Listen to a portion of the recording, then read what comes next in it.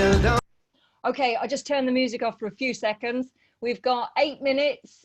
Welcome to those that have, oh, let me sit down. There we go. We've got 8 minutes until the show starts, so we're just waiting for people to come in.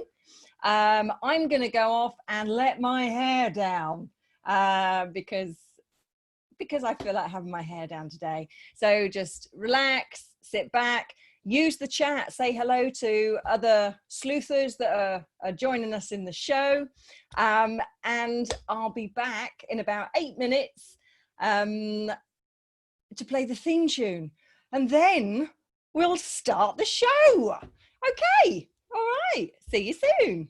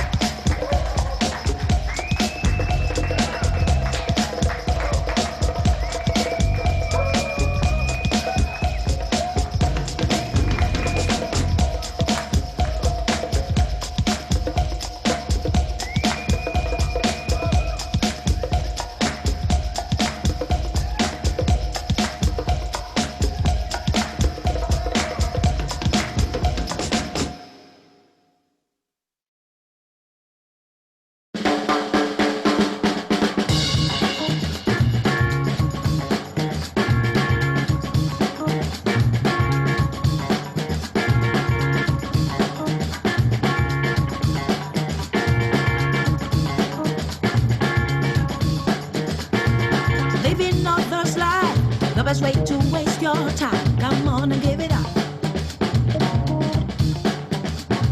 Another day has come to go straight on to your plan. Please don't pull it back.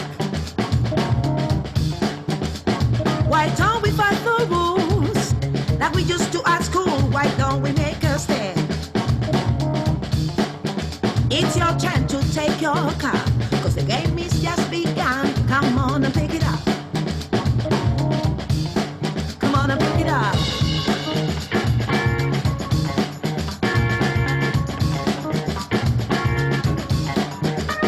As a cactus loves the sun, I've been loving you too much and I want to give it up now. All our good times that are gone, there is nothing to be done, so let's break it up. You've tried to master me, and I'll never be the best for you to push around with your sweet restrictions. So let's take our separate paths, get our pride and make it last. Feel alive. I'm gonna feel myself alive, getting everything on my side. And give it up. Give it up my aspirations. Gonna get a new sensation. I'm gonna feel alive. I'm gonna feel alive. Gonna feel alive. As a cactus loves the sun, I've been loving you too much and I want to give it up now. All our good times they are gone. There is nothing to be done, so let's break it up. You've tried to master me, and I'll never be the best for you to push around with your sweet restrictions. So let's take our separate paths, get our pride and make it last, and feel alive. Feel alive. I'm feeling alive. Feeling alive. I'm feeling. I'm gonna feel myself alive. I feel alive. I'm gonna feel myself alive, getting everything on my side. I'm develop my aspirations. Gonna get a new sensation. I'm gonna feel alive. I'm gonna feel myself alive, getting everything on my side. I'm develop my aspirations. Gonna find a new sensation. I'm gonna feel alive, baby. Gonna feel myself alive, getting everything on my side. I'm develop my aspirations. Gonna find a new sensation. I'm feeling alive. Another day has come. Gonna feel alive. It's your turn to take a car. I'm gonna feel alive. I've been loving you too much and I want to give it up now. I wanna feel alive. I'm gonna feel alive. I'm gonna feel alive. Gonna feel myself alive, getting everything on my side. I'm develop my aspirations. Gonna find a new sensation.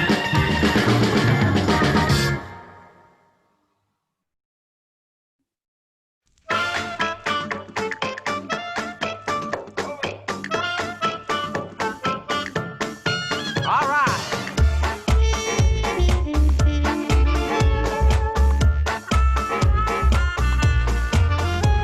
The Wi-Fi. Shocking, ridiculous, suspicious, and fun. Welcome to the Perfect Liars Club. You'll hear 4 stories, 3 of them true. But one of the suspects is lying to you. Question and point the finger, laugh out loud. If you catch the liar, you can brag and be proud. L-I-A-R, Perfect Liars Club. Liar, Perfect Liars Club. Please welcome to the stage your fabulous, truthful host for this evening, Christiane. It's so interesting when there's no clapping. Anyway, yay! Woo, yeah, woo, woo, clap, clap, clap. That, ladies and gentlemen, is the backstage. They're your performers for the night. It's lovely. I just loved watching all of the room fill up with all the guests. We've got a wonderful little group of audience with us today, and it's not being live streamed on Facebook, so it is totally exclusive for you. So consider this as your own private show. That's pretty special. Yeah, and tonight will be special because we haven't had an online show since June, I think it is. Life, you know, shush be, shush. Not yet. Sorry. Gosh, honestly. Right. So let me find out, what countries, that's the first thing, what countries do we have with us today? Let's have a little look in the chat. Chat. The chat is at the bottom of the screen, and it's a little box, and it says chat. Use it. It's quite exciting. This is your way to connect with other audience members. It's as if you're all in the same room at the same time. Okay, so we have got Japan, lovely. Canada, oh awesome. Amy, wonderful, you made it. Australian in Japan, okay. Another expat. Brits in Tokyo, awesome. Japan, awesome, lovely. Oh, you have been using the chat before the show. That's brilliant. Be friendly to each other. Who have we got? Dum dum dum. Oh, I got a hi, sweetheart, from Amia. Hello, Amia. Welcome back to Tokyo. Amia had quite the adventure, but let's not go into that story tonight. But she's back in Japan, thank gosh. Tanya, hello Tanya. I'm sorry I didn't reply to your message. I was doing this. It's very hard to do this and do this at the same time, but I knew it would all work out well. You look great and I like your background. Thank you. You look great too, because I can actually see into all of your living rooms and I can hear everything you say. Honest. Hi Walter, lovely. Look forward to seeing you next week. Brilliant. Tokyo this month only. Please keep shows online in some form so us from afar can join in. Yes, I will try. Stephanie is in sweaty, sunny Florida. It's 7 a.m. in the morning there. That's dedication for you. She's my storytelling buddy. No, Walter, I cannot hear you. That was a joke. Brilliant. Someone's listening to me. This is awesome. Zoom automatically excluded other attendees from our message sending if it's important. So you can send messages to all panelists. There's a little blue thing at the bottom and it says all panelists. Please send it to all panelists instead of an individual that you don't know, because they might think that you're being a little bit fruity, perhaps. I don't know. Oh yes, Walter, we can hear you. Yeah, wonderful, excellent. Oh, and Gallo, you're here. Awesome.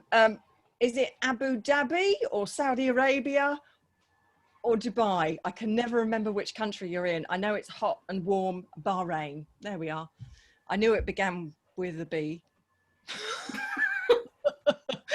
I knew it began with a B.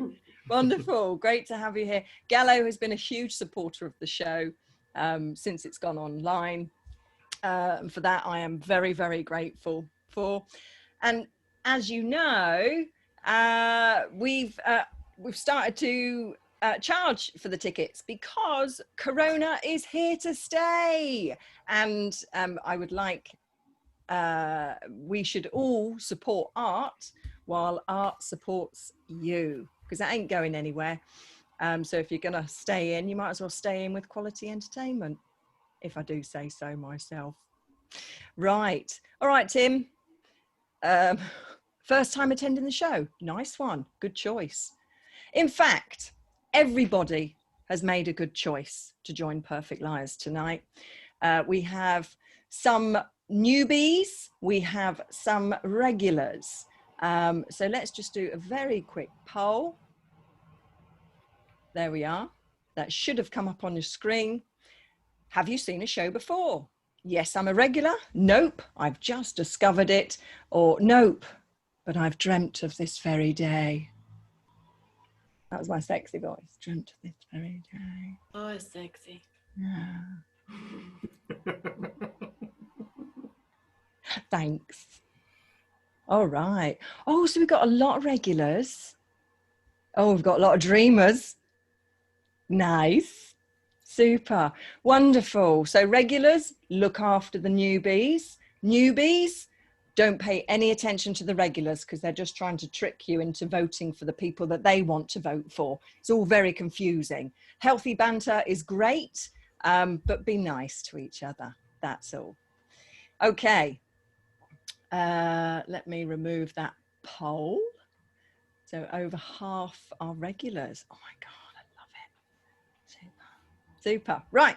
So if you haven't been to a Perfect Liars show before, then I will bring forth to the stage this evening 4 storytellers, henceforth known as the suspects. They will deliver a story for you. It is unbelievable, maybe suspicious, maybe weird, maybe unusual.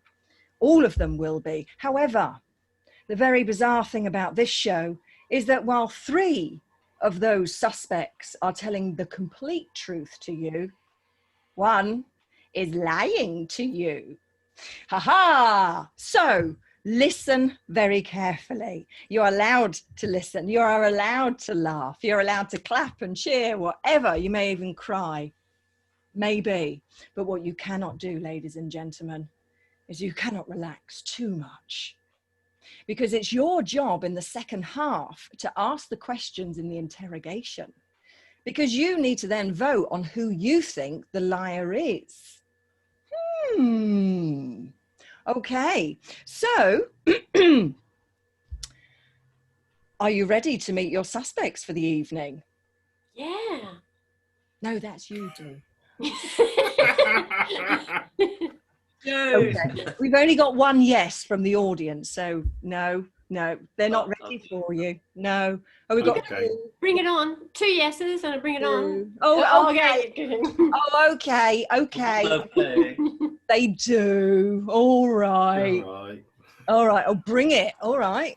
Got some aggression out there. How do we interact? I'm not sure. Tim, darling, I was teasing about being able to hear you. You cannot interact. I'm so sorry. One thing you'll learn about me is that sometimes I'm a bit naughty and cheeky.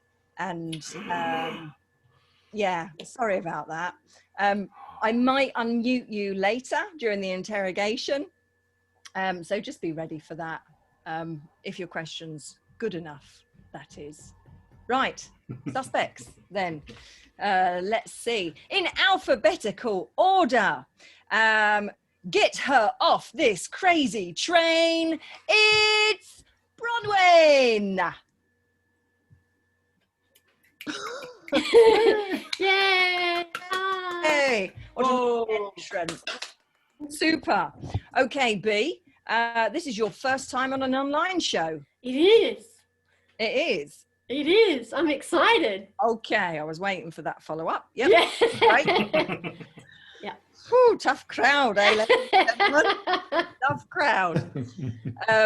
Super. So I'll be looking forward to your story. Right. Your second, bye Bronwyn. Your second suspect of the evening. He looks good in a cravat and likes Batman. It's John. Yay! Oh, you're wearing a cravat. Yeah, just to prove that I do look good in the cravat. I think it was only fair. Sexy. Thank you. You look good in a cravat. I'm completely objective. It's up to the audience to decide whether or not you do. I mean, is this a clue, ladies and gentlemen, that he is the liar or not? I don't know. John is actually from England. He's the only English person who lives in England on this show.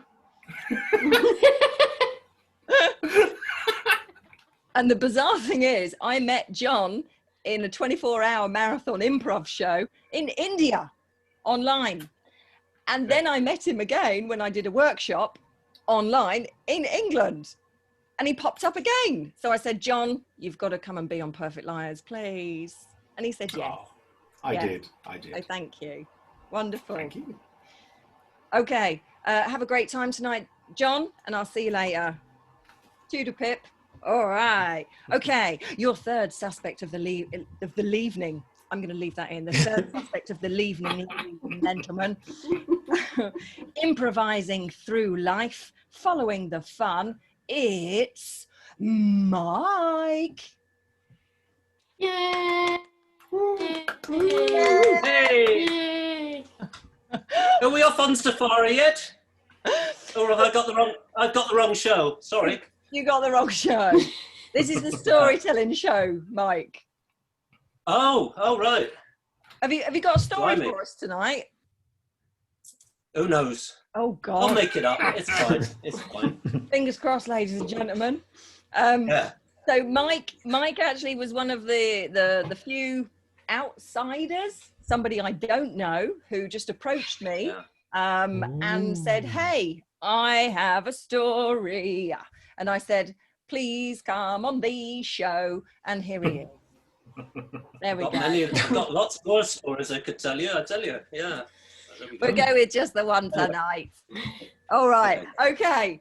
See you later. Will do. Have fun. Right. Your fourth final suspect of the evening. Don't be fooled by his bumbling British accent. It's Steve.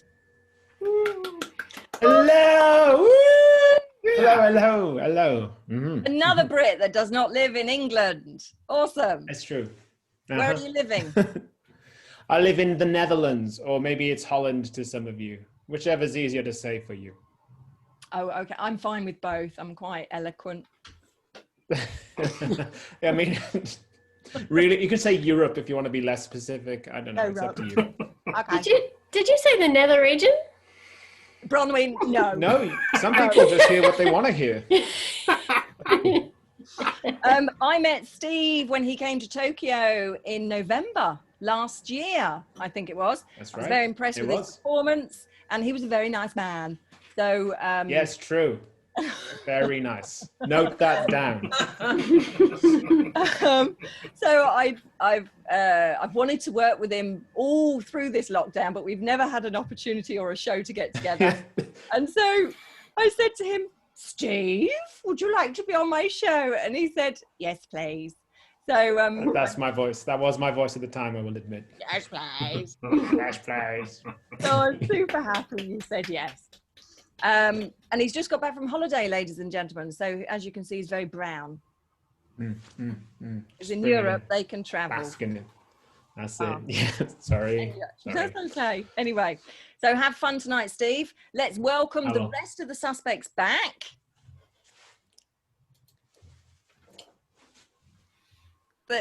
John. Here I am. I'm John. So classy.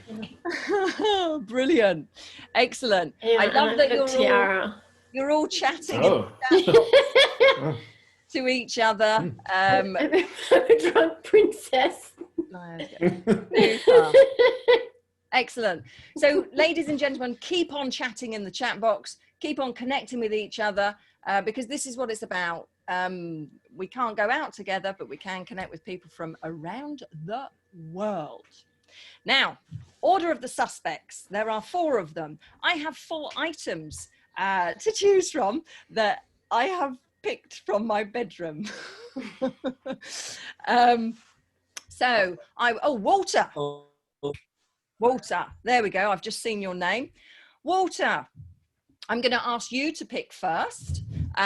So what do I have on offer for you? We have a bottle of Palmer's cocoa butter, which is empty, people in here. So please send me some more. So we've got a bottle of this. We have a goodie bag from the Kojima Productions 4th anniversary party I went to because I am that famous. So we have that. Only in Tokyo and the gaming industry. I'm not really that famous. Anyway, then we have a tube of, this is toothpaste. It's not tile grout. Why won't my tile stay on the wall? Okay. I don't want my mouth open anymore. And then we have, I'm not going to play it. I'm not going to play it yet or at all. I don't know, ladies and gentlemen. We have my favorite instrument. And yes, I do play it. So, Walter. I've never heard you play the trombone. Well, that's because you don't live next door. Right, Walter has gone for the trombone, which was so obvious because it's so gorgeous, isn't it? Yeah. Yeah. The trombone. How can One you not? second. Oh, so good. Oh, you're really, really good. Thanks. Yeah. Yeah. That was a heck of a note. I've got a big pair of lungs on me. This is John, Oh. our musical man. Here we are. There we I'm so go. pleased to be associated with a large purple object. Thank you. I'm saying nothing. Thank you, Walter. Walter is also a concert level celloist. I think I said that right, a celloist. So he's a very musical man himself, and he's also an actor. I've worked with him in Shakespeare productions. When a cellist. Oh, sorry, not a celloist. Yeah, okay. Come on, Christiane. Sorry. I'm in the brass section. Homework. He's in the strings. What can I say? Right, who's next? Who's next? Tanya. Hello, welcome back. Tanya, what do you want? We have Palmer's cocoa butter, we have toothpaste, or we have Kojima Productions goodie bag. You cannot have the goodies inside though, they're mine. They are not related to any of the stories, Tim. They're just things I've picked off my shelves. Well, to pick my choice. Well, sorry, Tanya. The bag. Okay. It's not just any bag. Oh That is my some efficiency with words. God. It is a Kojima Productions bag. So who is this? This is Brunwich.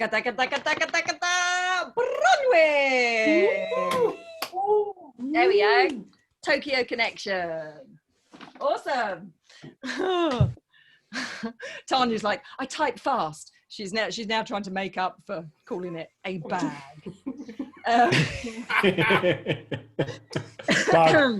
Right, who we got next? Tim, it's your first show, and I have teased you and I have misled you because it's hilarious to do so. So I think you've earned the right to choose who the third suspect is, Tim. We have something that makes your skin really smooth, or something that makes your teeth really, really, well, just fresh, I guess. Yeah. It's definitely. What an advert. Way to sell it, really. Cocoa butter bottle. There we go. Oh. Ding, ding, ding. That's more Lovely. specificity. If you're in UK, Tim, and you get to guess the perfect lie, if you get the perfect lie right, then you owe me a bottle of this. Yes. I think the price of being correct is buying you stuff. Yeah. This is a pyramid scheme. Right, your third suspect of the evening is Mike. Woo! Awesome. Which means I know who it is. Toothpaste. the toothpaste is, this is no reflection on your teeth, Steve, by the way. Just because I'm British. Gosh. Yeah, it's an in-joke. The Americans know what we're talking about. Steve, so I need to write this down because I will forget. We have John, your first, yeah? B, Yes. your second. Uh-huh. Mike, your third. And Steve, your last. All right. Yeah. Excellent. Okay. Well, suspects. Excuse me. Okay, suspects. If you'd like to go to the very fancy green room that I've laid out for you with the alcohol and the Oh, thank you. The Thanks very much for that. Thirsty. I'm So many hors thirsty. d'oeuvres. and the cocaine and everything else you See you later. crazy performers need. See you later. Bye. Excellent. All right, ladies and gentlemen, this is where things get serious, super serious. Your job now is to listen to the stories and think of anything that might sound a little bit off. Did they get a name wrong? Did they say it took 10 minutes to get somewhere when you know damn well it takes 25 and a half? So think of all the things. Maybe they just mess up and you're like, what? Or maybe you just have that feeling. Maybe. So write your questions down. And do we ask questions? And in the second half, Tim, I love that you're asking all the questions, Tim. In the second half, Tim, we'll hear all the stories first, and then in the second half, you get to interrogate. So I will remind you. So do make a note of any questions. And that is it. So, ladies and gentlemen, are you ready for your first suspect of the evening? Yeah. Oh my god, yeah. Excellent. Okay, in that case then, please, can I welcome to the stage, it's your first suspect of the evening, it's John. Lovely. Have fun. I'm gone. Well, thank you very much, Christiane. Thank you for. So I'm a people pleaser. That's who I am. I like to impress people. In fact, if I had a middle name, it would be "Let me impress you." Just one word, frankly.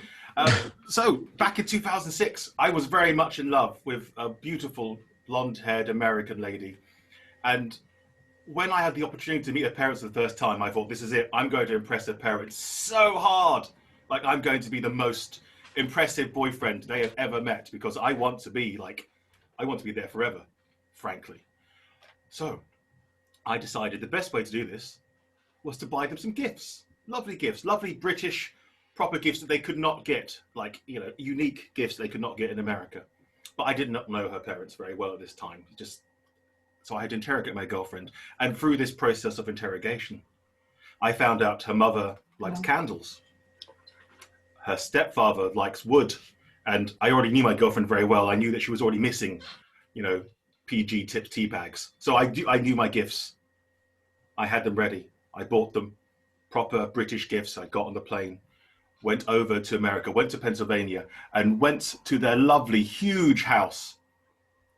And there they were, mum, stepdad, and I presented to them these awfully wrapped gifts, because I am terrible at wrapping gifts, but I gave them to them. I was so proud. I was beaming, I was smiling, I combed my hair, I looked great. Mother opened the gift, and she opened it, and it was a candle, a beautiful candle. And she said, "Oh, thank you." My heart sunk. She then proceeded to explain to me that I had bought her a Yankee candle, which turns out is made in America. I bought an imported gift for my prospective mother-in-law, and even then it wasn't the first-rate version of a candle, because she had much better candles at home. So that was already strike one, ladies and gentlemen, strike one.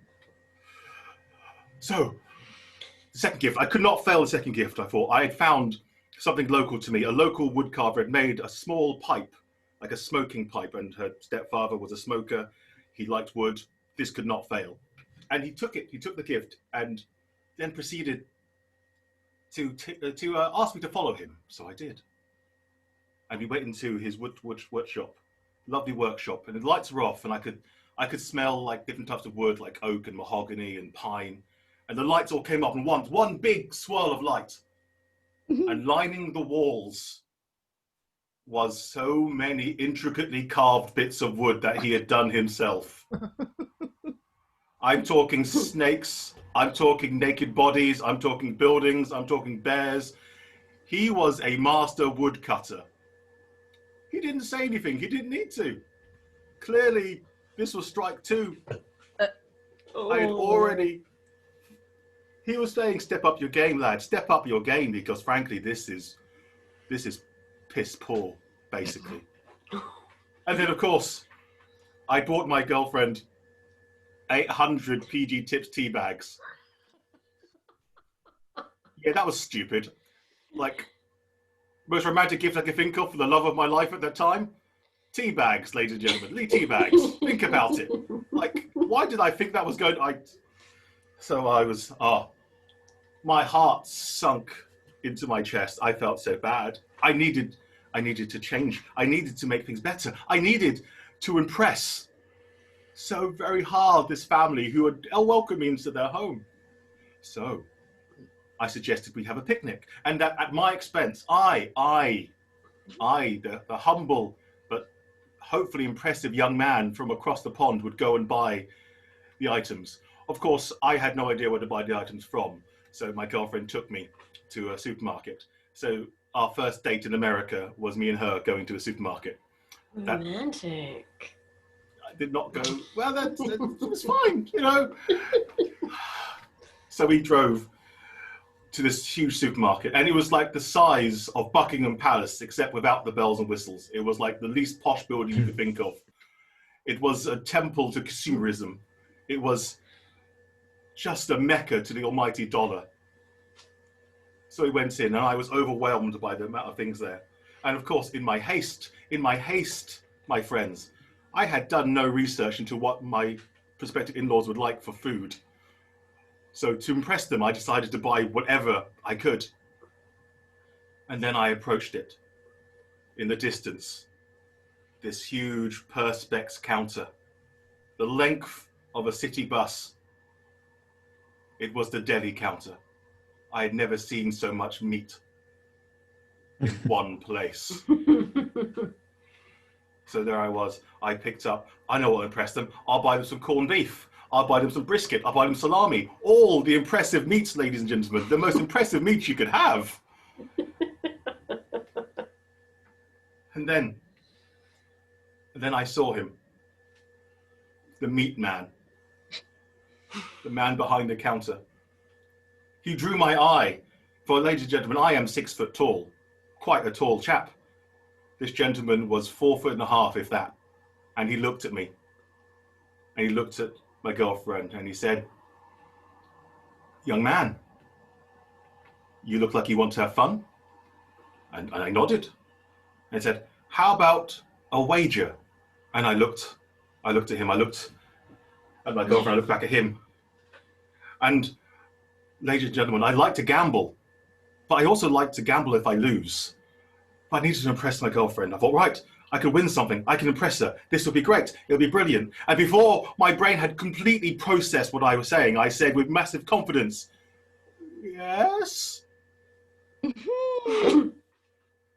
And that was it. He said, "All right then, here's the wager." He said, "If I win, you will buy double the amount of meat you've ordered." And at this point, gentlemen and ladies, it was $40 worth of meat for 4 people. But if I had won, he said, he would halve the cost. Brilliant. I won't lose. I can't lose. At this point, I didn't know what the bet was. And then he said, "It's a singing competition." I said, "Brilliant." My mum said I could hold a tune. I know I can sing. I am brilliant. I have been to many a karaoke night where people have clapped when they're drunk.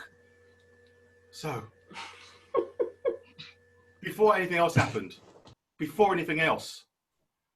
And now the end is near. He starts singing. And so I face the final curtain. I'm thinking, what is this song? My friends, I'll say it clear. Oh God, I know it's my way. I'll state my case, of which I'm certain. I know this song. I've lived a life that's full. I've traveled each and every highway. When am I going to start singing? And now more, much more than this. And then he points to me and I go, I did it my way. And then he goes, carry on. I'm going, regrets. I've had he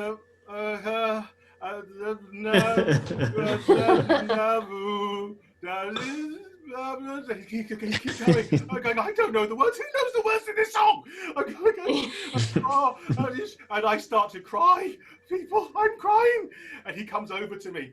He stands next to me, and he hugs me on the shoulder, and he starts singing with me to give me confidence. But he comes up to my armpit. I'm like trying to dance, but he's singing with me, and I'm panicking. I'm just going,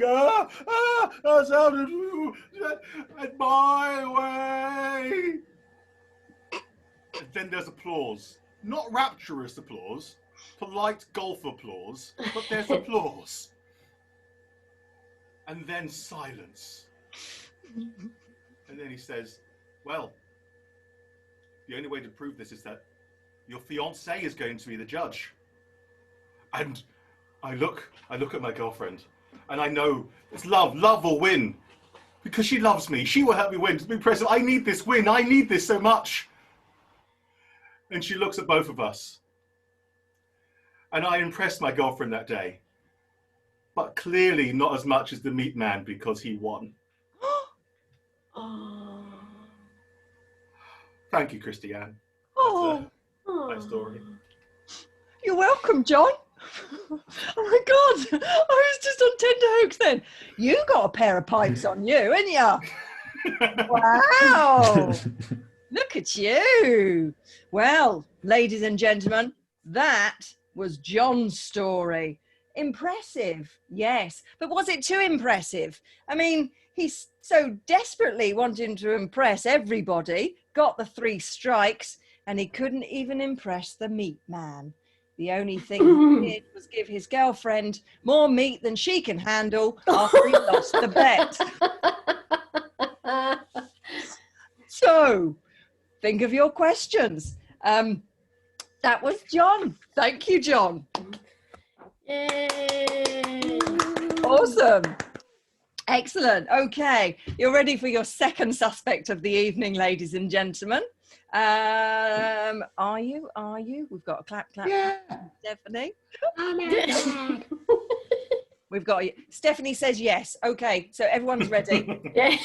As long as Stephanie says yes. Yeah, and we've got Amy, we've got Chris. Oh, Chris has put capitals. He's shouting at us. Okay, let's go.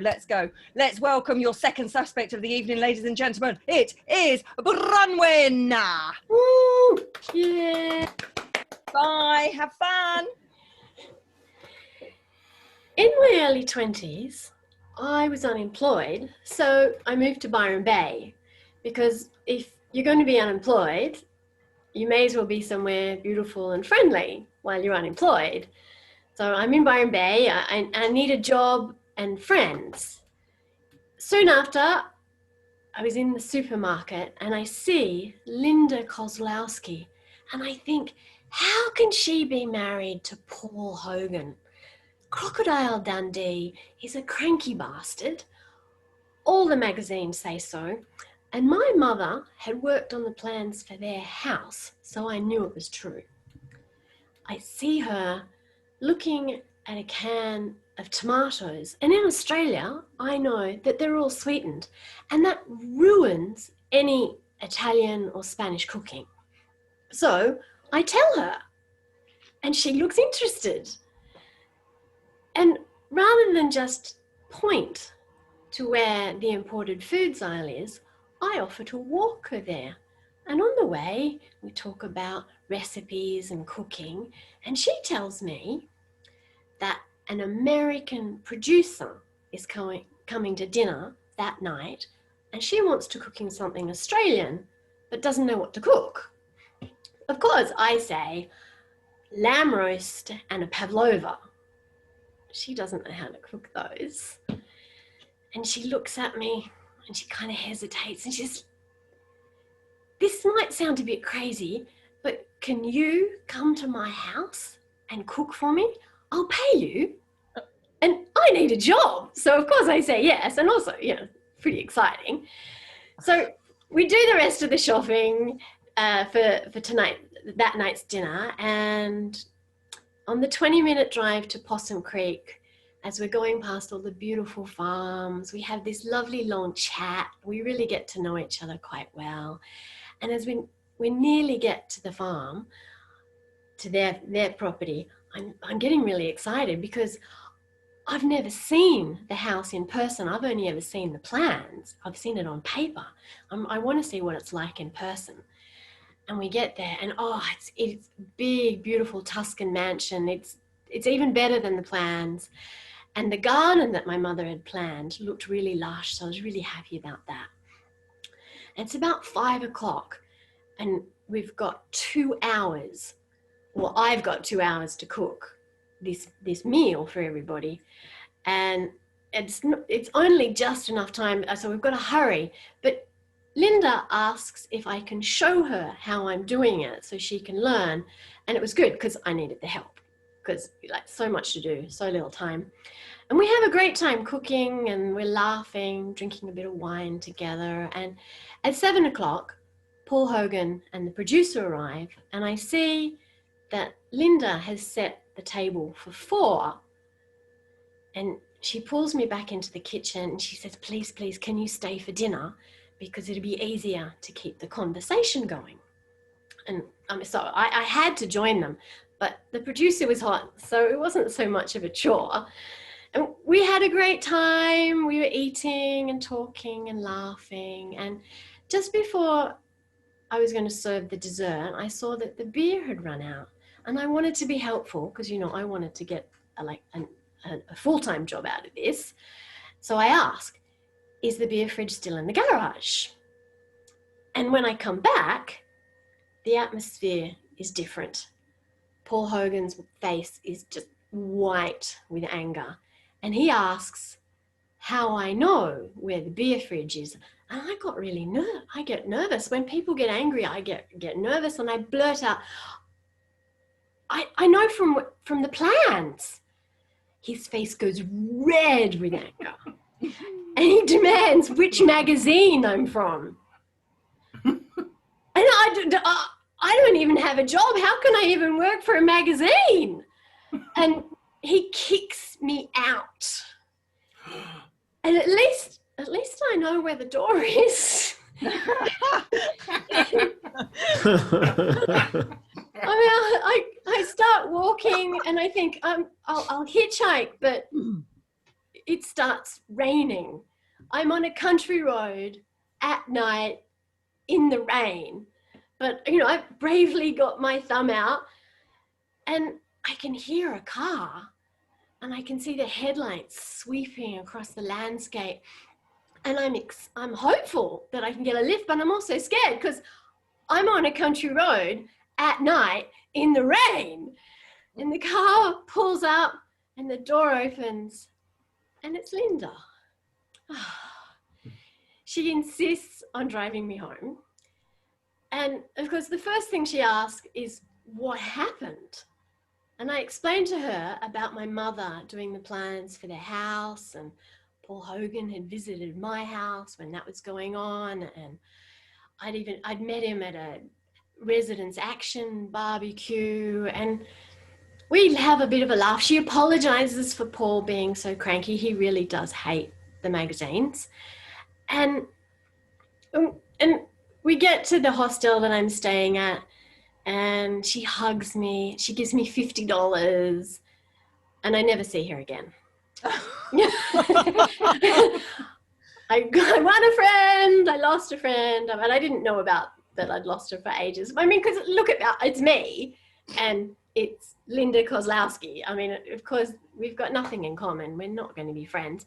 But I had $50, and I was in beautiful Byron Bay. Thank you very much for listening to my story. Bye. Wonderful. Wonderful. Oh, she's gone. That's okay. I'll come back if you want. Sure, you're here now. You're here now. So, ladies and gentlemen, that was Bronwyn's story, your second suspect of the evening. She friend stalked her she's gone again. I'll come back if you like.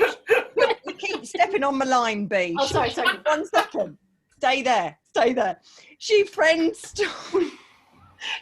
stalked her idol around the supermarket, got invited, got given a job, ended up having dinner with Crocodile Dundee, and then he threw her out for accusing her of being somewhat of a spy, shall we say. So, ladies and gentlemen, does that sound like a truth or a lie? It's up to you to ask the questions. I mean, why didn't she get murdered? Really? It was raining, it was a dark road, and it was Australia.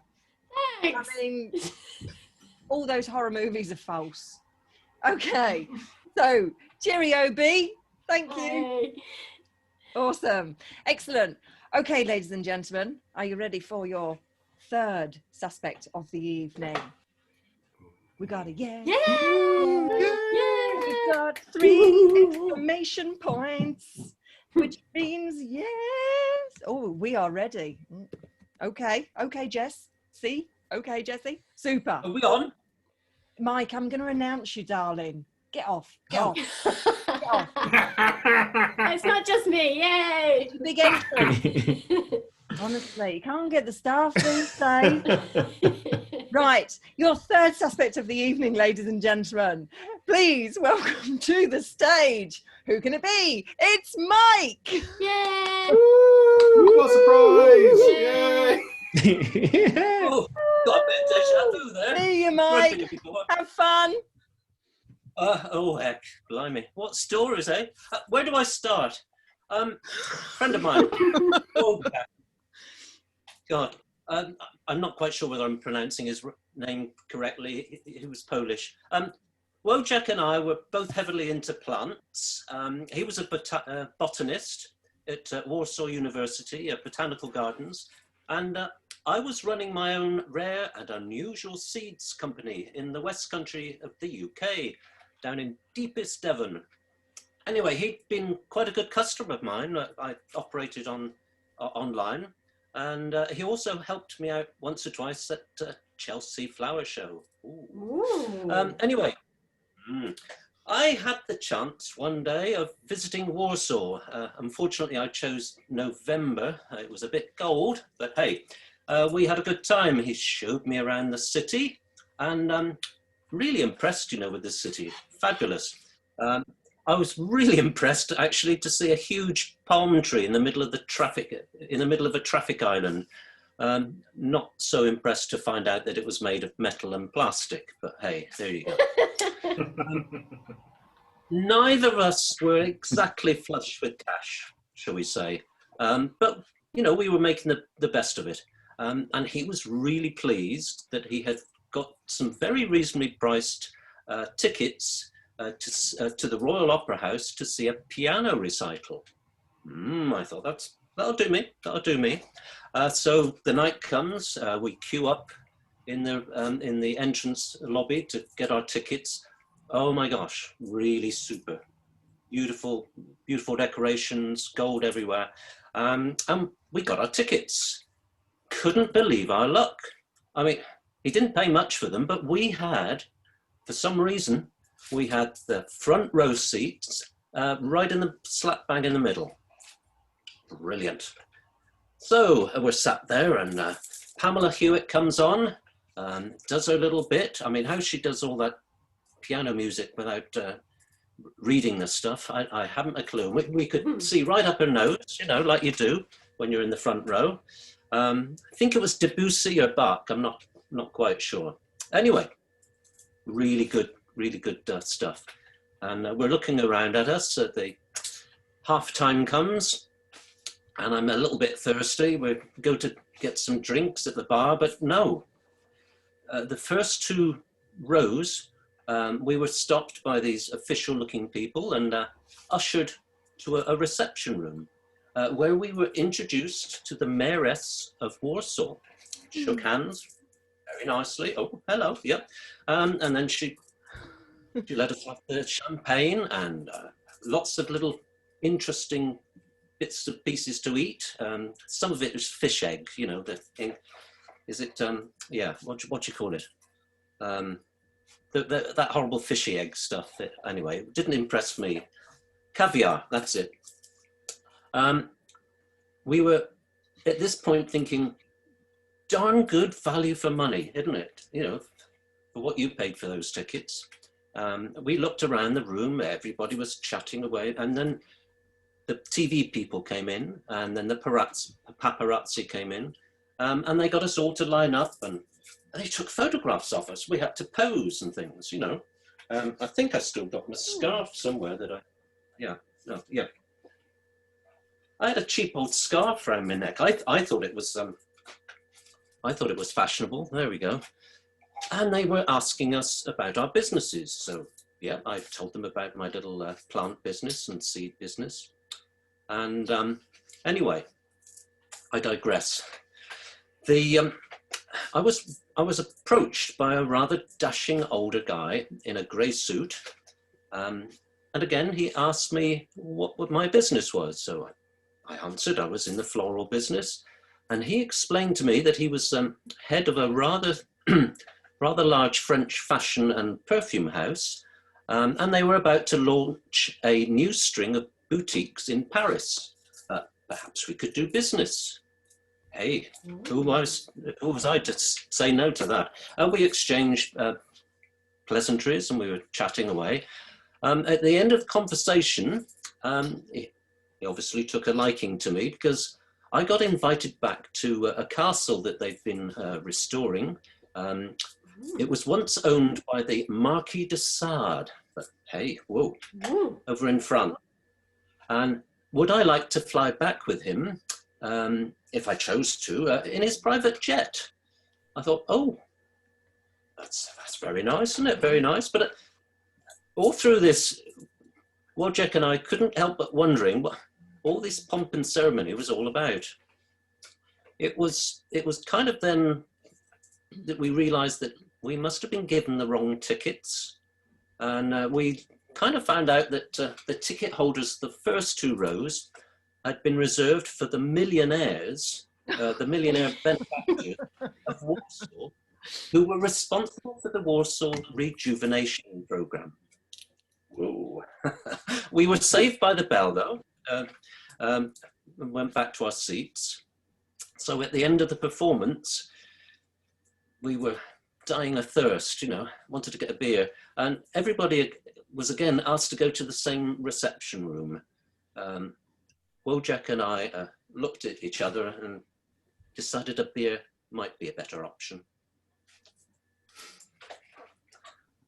End of story. Yay! Awesome. Lovely. Thanks, Mike. Nice scarf. Was that really the scarf that Mike had in Poland? I don't know. So that was Mike, who was impressed with the cheap seat hospitality in Poland. Got to rub shoulders with the bigwigs, and even almost got an offer to rejuvenate with a gentleman in a castle. It's quite a spectacular story, if I do say so myself, ladies and gentlemen. So, what questions would you ask Mike? Hey? Well, we'll find out in the second half. Lovely. Thanks, Mike. Super job. Oh, I got a little kiss blow. Oh. Lovely. You can all kiss blow me. Right. Are you ready, ladies and gentlemen, for your 4th and final suspect? Yay! Woo! Oh gosh, we got hell yeah. Oh, Stephanie's an aggressive sort. Yeehaw. We've got a pirate and a cowboy in our audience. Super. In that case, ladies and gentlemen, please welcome to the stage your fourth and final suspect of the evening. It's Steve. Woo! Yeah, Steve. Woo! Lovely. Have fun. Bye. When you see crime depicted on TV, there's always some sort of inevitability about the person's lifestyle choices that lead to their life. However, I like to think that as a teenager, I was pretty, down the line. I was from a good family. I wasn't the obvious person to fall into those traps. If anything, my biggest passion was music. Like a lot of teenagers, I found something to obsess over. For me, it was various rock bands and the dreams that maybe I would one day be in them. But I only really had access to, a handful of CDs, those ones which I could buy. This was pre-streaming days. The gray hair may reveal my age. And so I had to buy my music. And this is not cheap. This is something which I'm talking like £15. It was back in the UK where I'm from, just to buy one particular album. So one day, my older brother, who was big into computers, came up with an idea based on something he'd seen in his computer magazine, which was that we could buy a CD burner. Now, at the time, this wasn't something which, is basically obsolete technology like it is now. This was cutting edge technology. The idea that you could make your own CDs was just something mind blowing. As far as I was concerned, CDs came from some sort of magical place which nobody could access. They didn't have the same world as tapes, they were like these pristine digital format where the music just sounded so clear. And so he found out that just for the discount price of £285, you could buy your own CD burner and put it into any old computer. Now, I say discount price. I had a paper round. That was the best job I could find. Every Sunday I would go out and I would get my £4 after lugging around these massive newspapers around my local estate. So eventually, he basically came up with a spreadsheet to show that based on the money that we were paying on albums anyway, that within 6 months, we could manage to make this pay for itself, because that's basically what we're spending all our money on. So we kind of stopped buying sweets and things, and after like a month or two, we got the money, and we, from the back of a magazine mail order advert, bought a CD burner, and obviously a load of blank CDs. It felt a little bit crazy because, spending that amount of money was the equivalent of like a mortgage when you're that age, as far as expenditure goes. So we had this thing, and now we were like, that's it. Our music collection is going to be like no one else's. Except we needed CDs to copy. So we did the inevitable thing. We talked to some friends and you say, oh, I got a CD burner now. CD burner, what's that? You explain. They get to know what it is. And then you say, oh, can I borrow that album of yours? Because you know what they've got. You talk about the music. And next thing you know, they're saying, yeah, that's fine. But maybe I could get a copy of this other album you've got. I'll pay you. Actually, I'll pay you more because I know it's a hassle and I know it's an effort. And this sort of, how much do you want? And so, you arbitrarily pluck a number out of the sky and say, £3? Yeah, £3 a CD. And to any other teenager who is currently spending 15, that sounds pretty good deal. So, of course, that's how it starts. But before you know it, they've got this blank CD. Someone else has gone around their house, says, oh, where's this? Where'd you get this from? And find out they got it for £3. Of course, they want one themselves. It spread like wildfire as far as word of mouth went. And every single time we were just getting people saying like, oh, my friend's got this CD. Can you get a copy of this? Just one for me. You can have one yourself. I'll pay you. It's okay. Actually, I need 6 copies of it because some of my other friends want it too. And before we knew it, basically every day after school, one of us would take it in turns to just spend the evening just burning CD after CD. This was not a quick task. It was basically half the time that the CD took to play, because this was old technology. So we would just be sitting there all night waiting, and every, like, say, fifth one failed for no apparent reason whatsoever, which, you know, hit the bottom line. So this was serious business. You know, there would always be these accusations like, were you using solitaire while I was burning? No other programs while we're burning CDs. God damn it. But yeah, this just got bigger and bigger, and eventually I got sick of saying to people, it's like, oh, what CDs do you have? And I'm like, oh God, do I have to really explain this again? So then we started printing out catalogs. Before we knew it, we actually came up with a name for our enterprise. Suddenly, no longer were we just copying CDs with friends, we were the Bandit Brothers. Every CD on the back had the term the Bandit Brothers, which we printed out and cut out with scissors to put on the back. And next to the Bandit Brothers would always be a quote. I mean, that was my little thing. I wanted those quotes in there. Mostly it was play fucking loud, because I'd read that on a CD of a magazine that I'd gotten, and obviously the fuck had asterisks on it. I didn't want to get into trouble, but and it was our little touch to say, you know, whatever, I don't know, this Red Hot Chili Peppers, Bandit Brothers, play fucking loud. Yeah, it was starting to get personal. I mean, we were starting to make enough money that we were like, oh, we want to have pride in this. Maybe we'll get a thing to print on the CD, stick those on. We were like really getting some premium kind of quality going on with this. We wanted to start competing. But of course, you do reach a point, because as you can imagine, this really got out of control, where inevitably our parents realized that we were spending a lot of time in our room, me and my brothers, just kind of, not making much noise, I guess.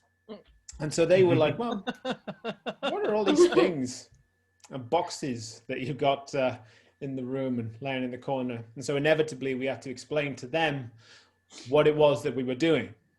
Now, we knew that they would have to kind of make some mental leaps to imagine what this was all about. They were still in the cassette and vinyl sort of mindset. And as far as they were concerned, they were happy with copying cassettes. So even though fundamentally this was an illegal enterprise, nonetheless, we kind of sort of framed it as though it's like, well, it's just like copying tapes for someone, you know, or taping a song off the radio. And it's just that we're doing it for them, so they give us a little money to make it, you know, because it's a bit of an effort. So we're just doing favors for people. And funnily enough, I mean, maybe this says more about my background, but it worked. And not only did it work, not only were they fine with this, they actually wanted in on this. They were like, oh, look at our kids and their enterprising spirit. And before we knew, my dad was taking these catalogs and giving them to the people at the factory he worked at. And suddenly, going from a few people in school, and I was always a little bit suspicious with school, but I figured people who work in a factory, yeah, they're probably going to be a bit more trustworthy. And suddenly, the orders went off the scale. Except now, instead of getting CDs that we wanted to listen to, we got this massive kind of backlog of albums like Dire Straits and Pink Floyd solo albums. It was not quite the same level of coolness that we had before. However, with the ones that my dad was selling, no longer was this £3, we were up to £6. That's capitalism for you. The margins had suddenly exploded, and suddenly my dad was also giving us some money so we could invest and get, you know, bigger orders of the blank CDs. And this continued happily for quite some time. I won't say exactly how much money we made, but it was in the 4 figures. And so we spent quite a lot. But as is the way with people, and particularly teenagers, there was maybe a little bit of jealousy from some. And, you know, when the price was going up a little, it was only maybe a matter of time before one of my schoolmates one day was like, you know, seeing that all these people are looking through this catalog, this printout, and just said, you know what? My uncle, he's a copper. Yeah, I'm going to tell him about you. I'm going to tell him what you've done. And it's in one of those moments where, you know, I'm not a lawyer. I'm not a criminal. Per se, or I didn't see myself that way anyway. And so I'm thinking, yeah, obviously I can't show this in my face. I'm a teenager, so I'm like, yeah, go on then. But inside I'm thinking, oh shit, that's that's not good. Kind of, it's nice to make this money, but I want to go to university and stuff eventually. This is not part of the plan. Actually, I don't even know if it's illegal, but I feel like maybe there's a reason no one else is doing it and just us. And so basically I spent the next little while kind of okay, we're going to stop orders, well, maybe we can still do the ones for Dad at work.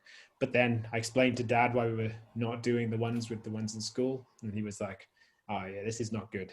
This is not good at all. And we basically had to reveal the fact that we were not sure of the legality of it all. And that maybe it wasn't totally legal.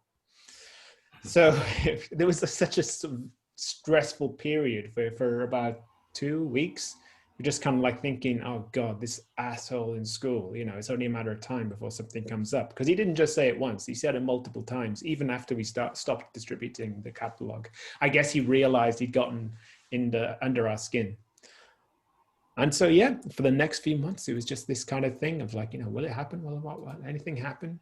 And we basically stopped at that point. We couldn't take the risk anymore. It all got too much, and the work and everything like this, and my brother was going to university, and CD burners were becoming more common anyway.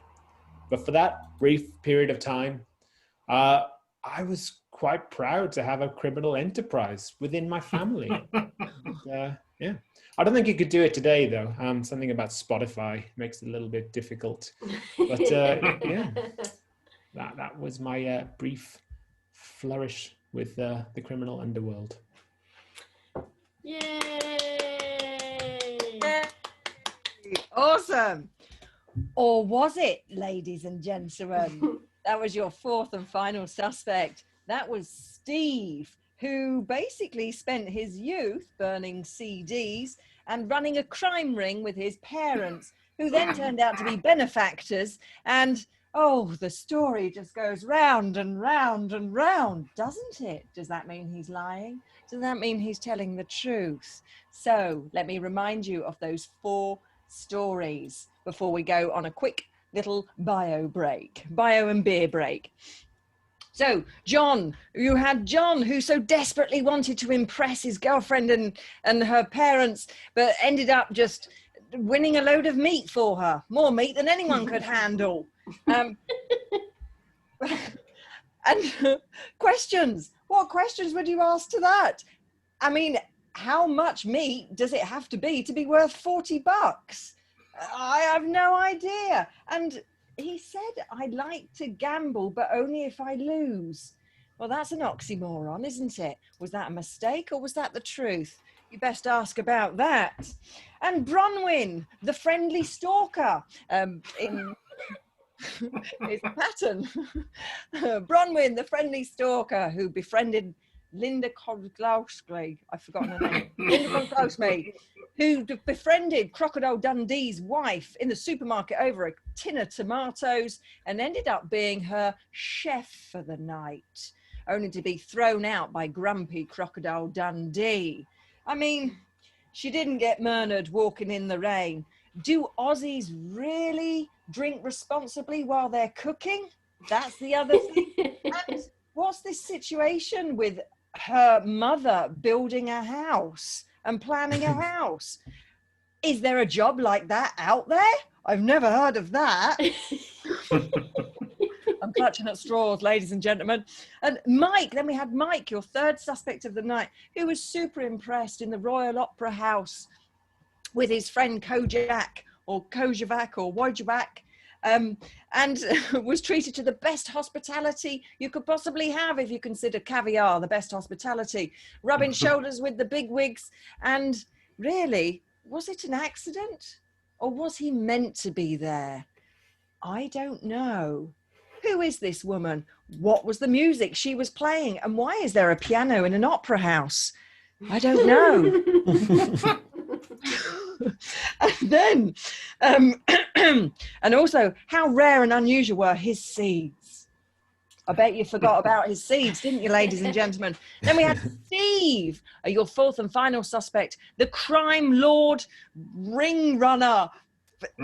I don't know crime, but he's a ringleader in a crime underworld involving his parents who turned out to be runners and benefactors, and just the wheels kept turning. And how scared was he when the bully said, "I'm going to tell my dad of you"?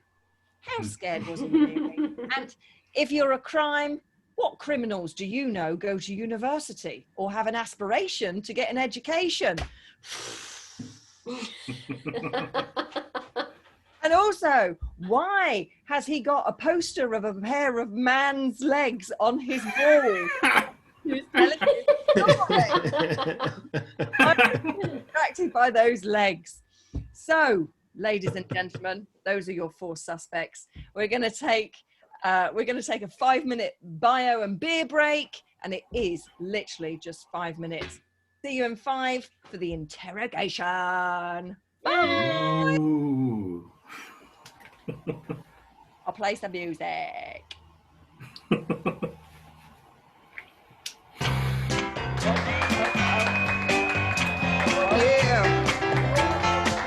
There we go.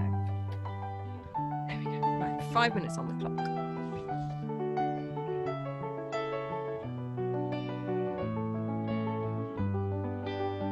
Well, you can tell everybody. Yeah, you can tell everybody. Go ahead and tell everybody. I'm the man, I'm the man, I'm the man. Yes, I am, yes, I am, yes, I am.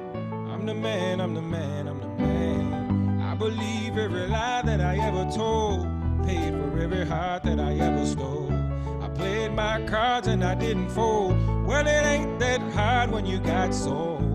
This is my world. Somewhere I heard that life is a test. I've been through the worst, but I still give my best. God made my mold different from the rest.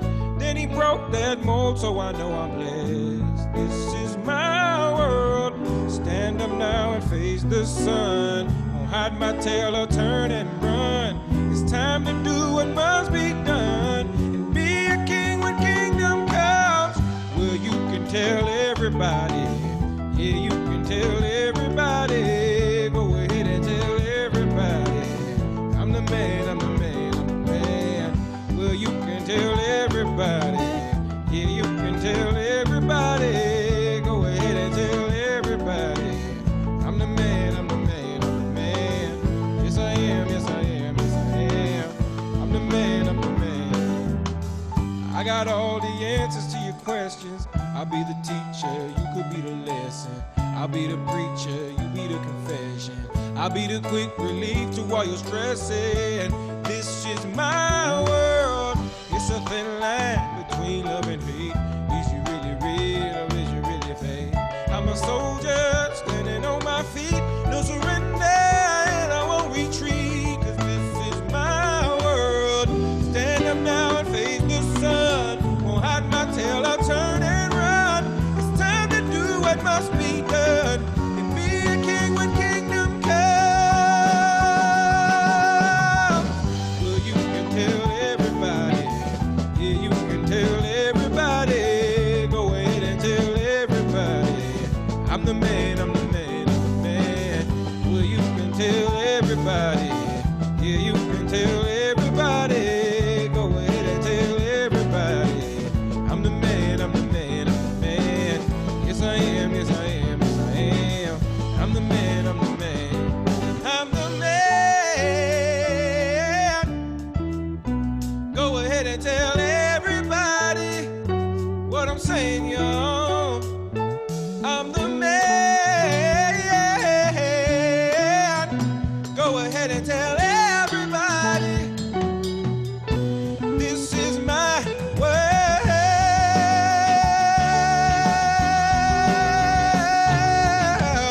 You can tell everybody. I'm the man, I'm the man, I'm the man. Well, you can tell everybody. Yeah, you can tell everybody. Go ahead and tell everybody. I'm the man, I'm the man, I'm the man. Yes, I am, yes, I am, yes, I am. I'm the man, I'm the man, I'm the man.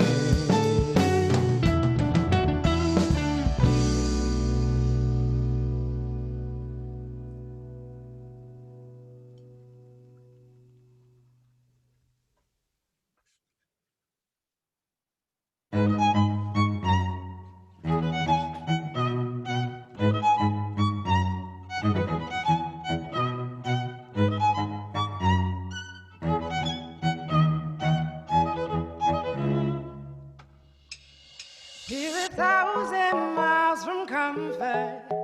We have traveled land and sea. But as long as you are with me, there's no place I'd rather be. I would away forever, exalted in the scene. As long as I am with you, my heart continues to beat.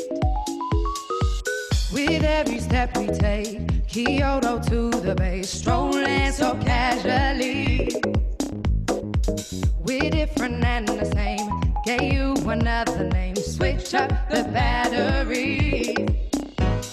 If you gave me a chance, I would take it. It's a shot in the dark, but I'll make it. Know with all of your heart, you can't shake me. When I am with you, there's no place I'd rather be. No, no, no, no, no, no place I'd rather be. No, no, no, no, no, no place I'd rather be. No, no, no, no, no, no place I'd rather be. We set out on a mission to find our inner peace, make it everlasting, so nothing's incomplete. It's easy being with you, sacred simplicity. As long as we're together, there's no place I'd rather be. With every step we take, Kyoto to the bay, strolling so casually. We're different and the same, gave you another name, switch up the battery. If you gave me a chance, I would take it. It's a shot in the dark, but I'll make it. Know with all of your heart, you can't shake me. When I am with you, there's no place I'd rather be. No, no, no, no, no, no place I'd rather be. No, no, no, no, no, no place I'd rather be. No, no, no, no, no, no place I'd rather be. When I am with you, there's no place I'd rather be.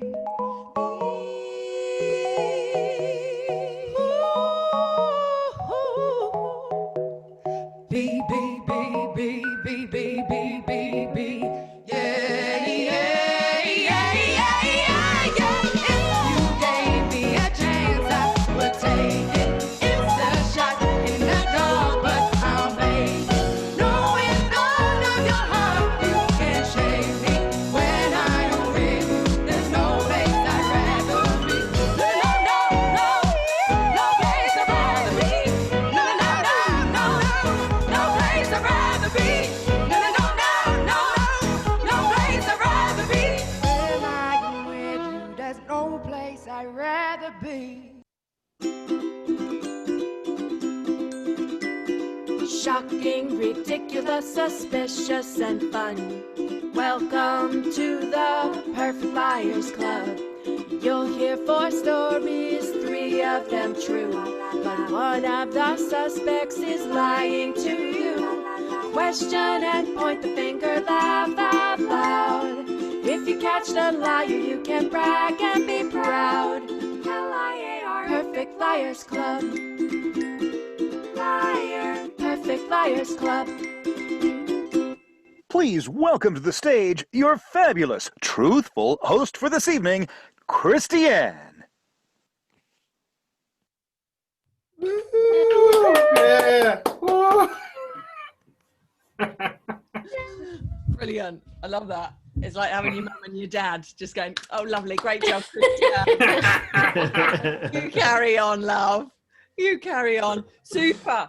That voice that announced me to the stage is none other than Jack Maluzzi, who's a little treasure in Tokyo. Quite a famous voice actor in Tokyo, and he does a lot of anime, etc. So you may recognize it, you Tokyo people. Super. Right. Who do you think the liar is? I'm going to do a little vote, but before I do a little vote, a poll, I mean, sorry, I've now started on the wine, which means things are just going to get messy. Sorry. It's the second half. Second half, let your hair down. Right, let's welcome back to the stage the suspects in order that they performed. We have John. We have Bronwyn. Hey. We have Hey. Mike. Oh my. Yay. And we have Steve. Wonderful. Yay. Excellent. Crime Lord Steve. Right. Okay, so I'm going to launch a poll, ladies and gentlemen. Thank you for the applause, Chris. I heard it from here. Walter thinks he knows. Do you, Walter? Well, let's see. Let's see. Who do you guys think the liar is at the moment? Oh, people seem so certain. Oh, this is funny. This is funny. May I remind everybody in the audience that nobody has guessed the liar since, I think it was May 2018. Just saying. Yeah. So if you guess the liar right tonight. No, it wasn't. It was October 2018. I beg your pardon. It was the spooky special I did. So if you guess the liar right tonight, then you truly are the perfect sleuther. Right, I'm going to stop the poll, end the poll. 94% have voted, which means somebody is still in the lavatory. Come back. There's probably a queue. Right. Suspects. Do you want to know? Do you want to know what the audience think at this time?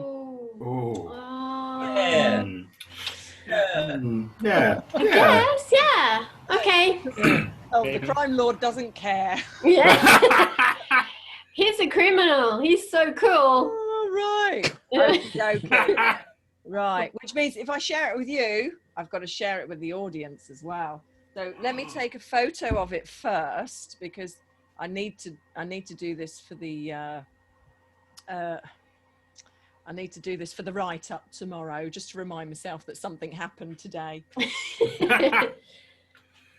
Oh no, I blocked my face out. Oh no. Oh God.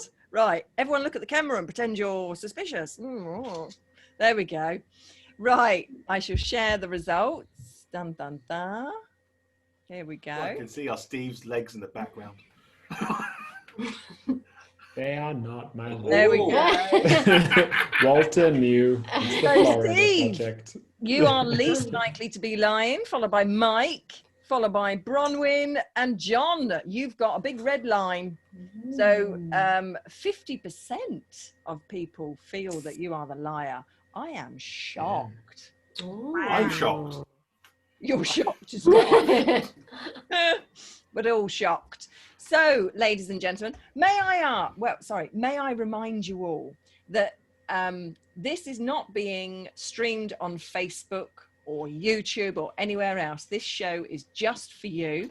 So congratulations on thinking ahead, getting tickets, responding to my messages, and thank you so much for joining us. I believe in bringing quality entertainment in a time when we can't really be in live venues. This is here to stay for a while. So yeah, if you want to continue having quality entertainment, I'm afraid you have to pay the price, but it's only a small price. So thank you for parting with your hard-earned cash. Now, wouldn't it be fun to make everybody jealous that you have been at a show listening to 4 fabulous stories, watching my eyebrows go up and down, because that's how I talk. I do. People call me caterpillar eyebrows because they do move a lot. I can't see anything else now. That's why I wear bright colours, just to distract people from my eyebrows. So, ladies and gentlemen, I encourage you to get out your phones right now. If you're watching on your phone, sorry, there's nothing I can do about that. Get out your phones now and take a photo of the area that you are watching from. Take a photo of the screen. We will all pose for you because we're lovely like that, and post it on social media and say to people, I was at Perfect Liars. Where were you, people? Because you missed out, and make them jealous. So let's all, I hope everyone's got their cameras ready, because we're going to be sitting there like they're strangers. Cameras ready. Have I got a yes, yes, yes? I think nobody's answering now. They're too busy taking photos. Yeah, they got their hands going. Yeah. For God's sake, Christiane, just do it. Just do it. It could be you taking a screenshot. Yeah, screenshot, anything like that. Yeah. Are you ready? Cheese.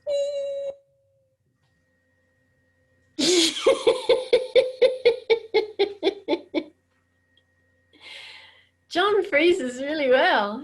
So does Christiane. It's freaky.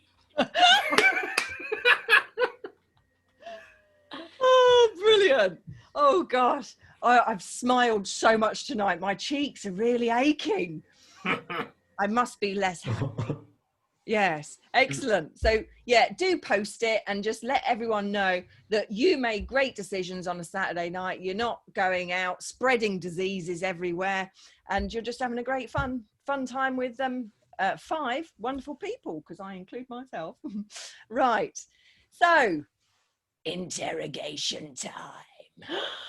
Yeah. Ladies and gentlemen, the floor is open. So please, may we have your questions? If you put the name of the person you wish to answer the question to, ask the question to, and obviously what the question is, that would be great. Walter's just put John. I don't know what the question is.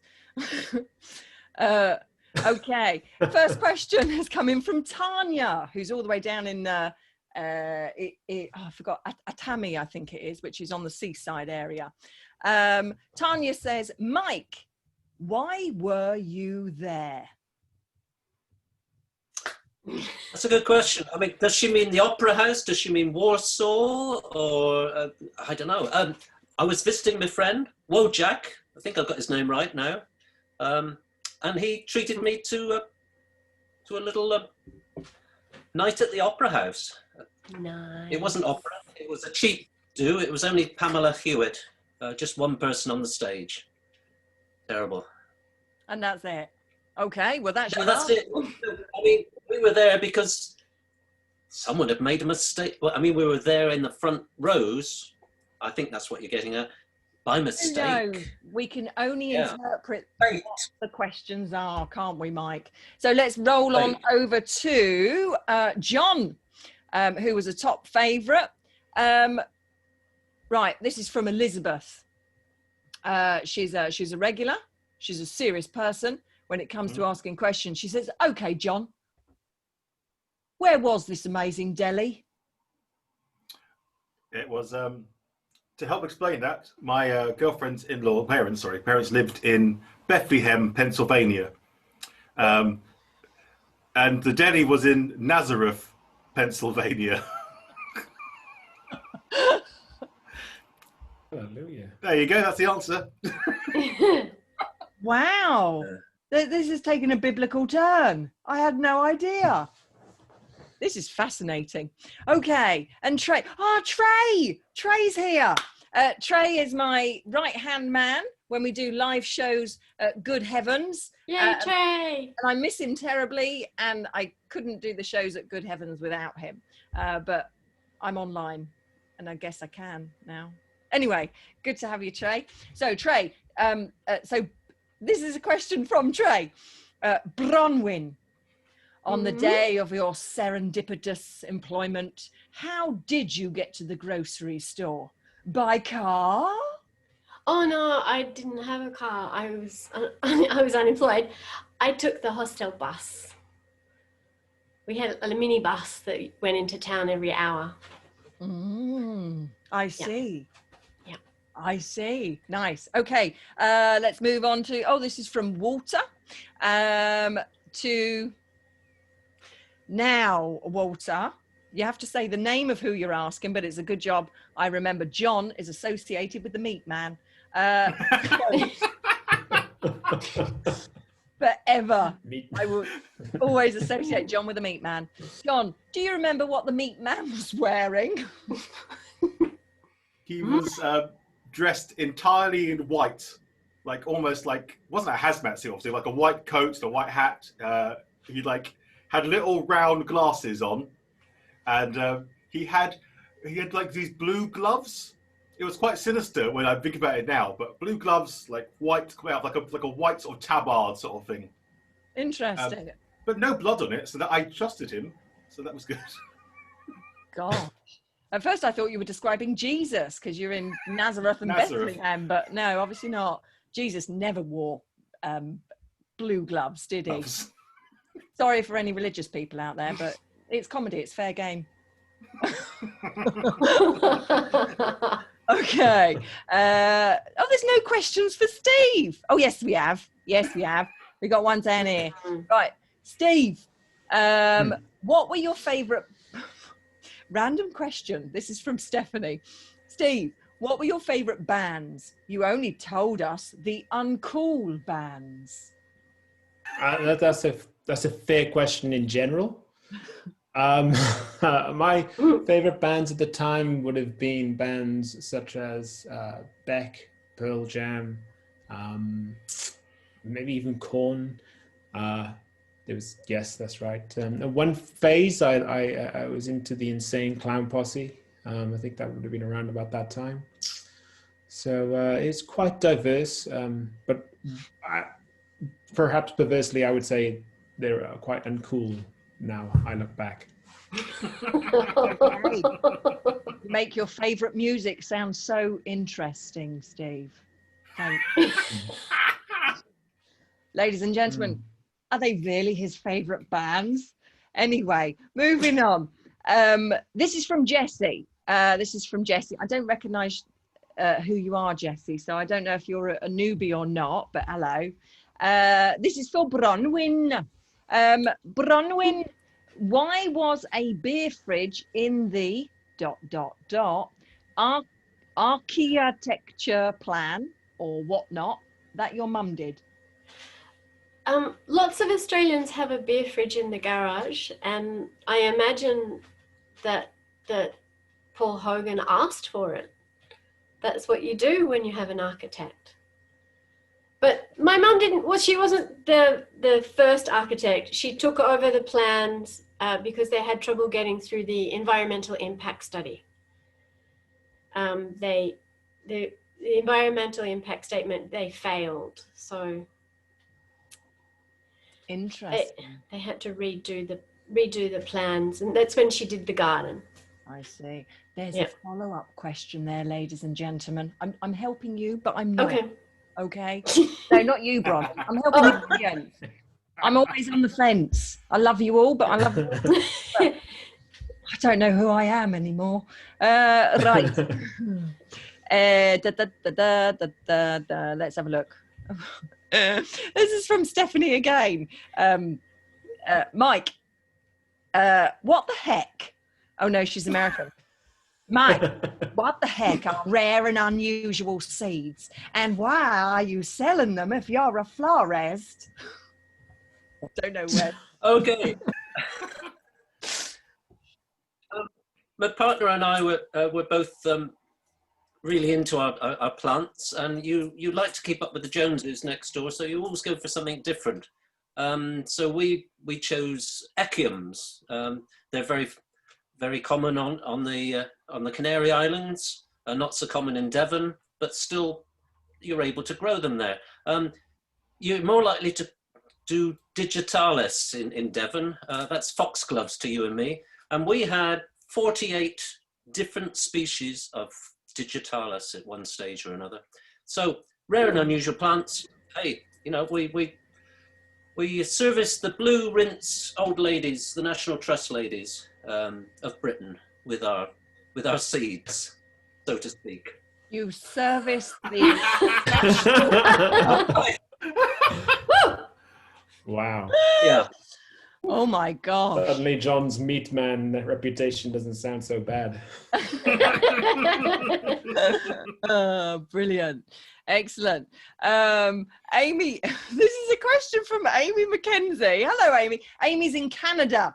And she also told me I was rude because I was a bit cheeky about Nazareth. I don't know if she's religious or she has a connection with Nazareth, but I mean no offense, Amy. But her question to Steve is, where did you get your headphones? That's a pertinent detail.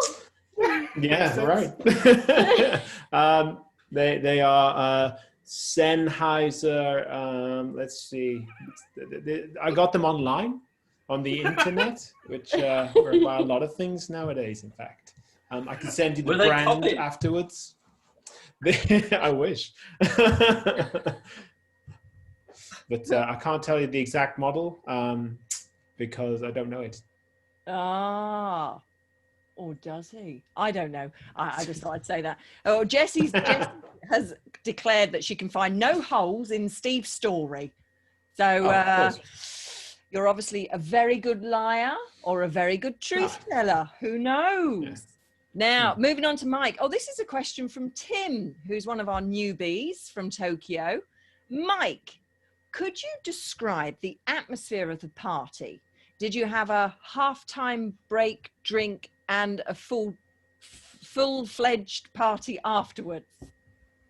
No, well, we avoided the party afterwards because we knew we weren't millionaires and we weren't supposed to be there in the first place. So the bit I was talking about was the halftime, like you'd get in an interval with productions. You know, we were ushered, whether we wanted to or not, to greet the mayoress and get our photographs taken. And that we went along with it. I mean, you do, don't you, when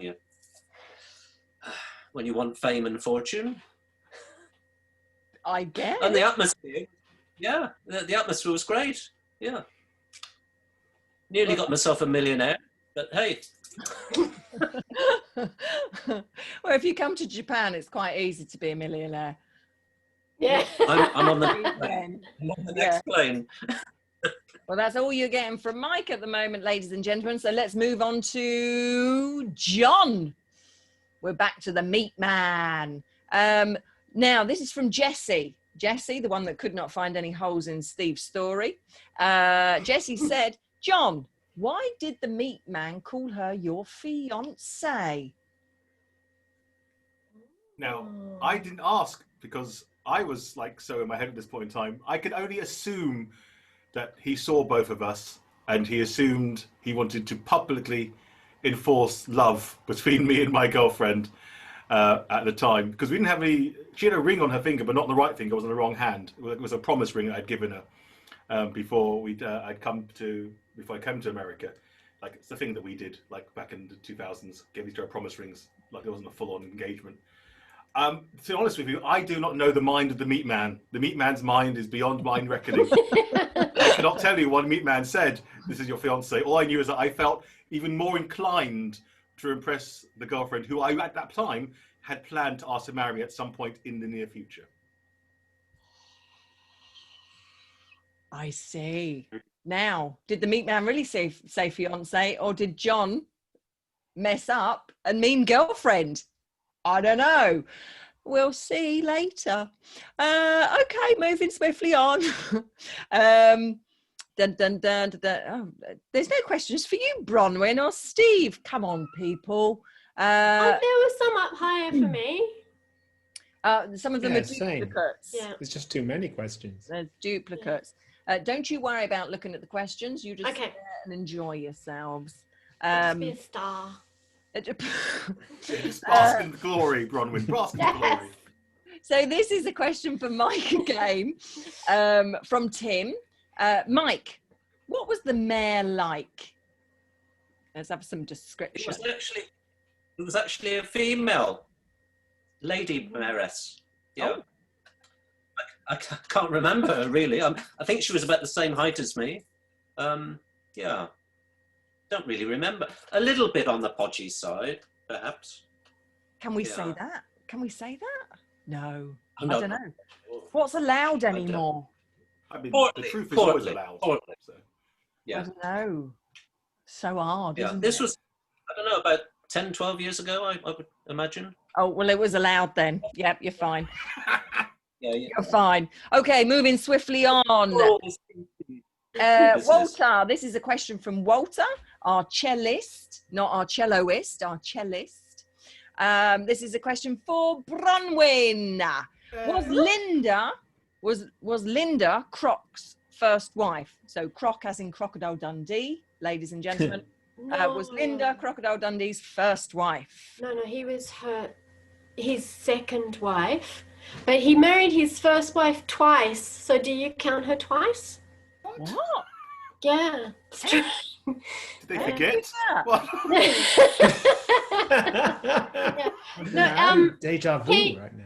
Yeah, he met her while he was filming his second wife, Linda Kozlowski, while he was filming Crocodile Dundee, and that ended his second marriage to his first wife. Ah, I see. Crocodile Dundee. Those were the days, Crocodile ladies Dundee, and gentlemen. Yeah, well, let's stick with you, Bronwyn, for a bit. We've got a question from Amia. Hello, Amia. Hello, Amia. So, question from Amia. Bronwyn, where was Paul's wife when he kicked you out? She was at the dinner table with us. She was, I mean, I was pretty flabbergasted because he was so angry, and that makes me really nervous. I get into a bit of a flap when people get angry with me. And I mean, he was very, very angry with me. Yeah, so she was at the dinner table. I too busy to look at her face. I don't know how she was feeling. Okay. Thank you very much. Sorry, I zoned out Yeah. there when I was reading questions. Yeah. Sorry. It's okay. Yeah. I was like, Bronwyn can talk for ages. I'm fine. Yeah, sorry. I do blab on. Oh, I'm sorry. You wouldn't believe I'm an improviser. Super listening skills. Except when Bronwyn's talking. No, I'm sorry, I'm joking. Right. Oh, here we are. I was waiting for this question because I'm very interested in it too. John. Oh, actually, Stephanie. Oh, she can't answer me. Yes. Damn am I. Stephanie, I'm going to bring you on mic, if that's okay. Do you fancy having a crazy moment and being on mic? What was that you said? Yes? Okay. Good. Is that me? You're going to bring her on too? Or, oh, yeah. Let me pull her up. Where is she? Stephanie. Apparently she does not sound Southern, so this is an opportunity for us all to hear what a real American sounds like. Never heard one of those before. Hello there, Christiane. Yay, Stephanie! Hello, darling. How are you? I am excellent. Thank you for asking. It's early. I'm a little bleary-eyed, but I'm happy to be here. What time is it over there? Well, no, it's not so early. It's about 20 to 9. So that's almost early. 9 a.m. Yeah. That's early. Come on. That is early. And the sun is out in Florida? It is. It's beautiful. Oh, wonderful. Excellent. Jealous. Oh, well, I was very interested in funnily enough, your meat question. So would you be able to tell us, ask John your meat question? Oh, I have so many questions about John's meat. Let's see. What types of meat did you purchase, John? If you would indulge us, please. I mean, I will do my best. It was 14 years ago, but I remember specifically that I felt everyone needed a slice, so I bought 4 slices of each one, quite specifically. And it was 4 slices of corned beef, which in America is for British. Corned beef and American corned beef are very different things. So it was a brine meat, and then there was like turkey, and then there was salami, there was some sort of brisket. There was American ham. I don't know why I decided American ham, like processed ham, would impress them, but I bought 4 slices of it because I'd never tried it before. And it was basically every sort of meat they had on display this particular counter, I bought 4 slices of.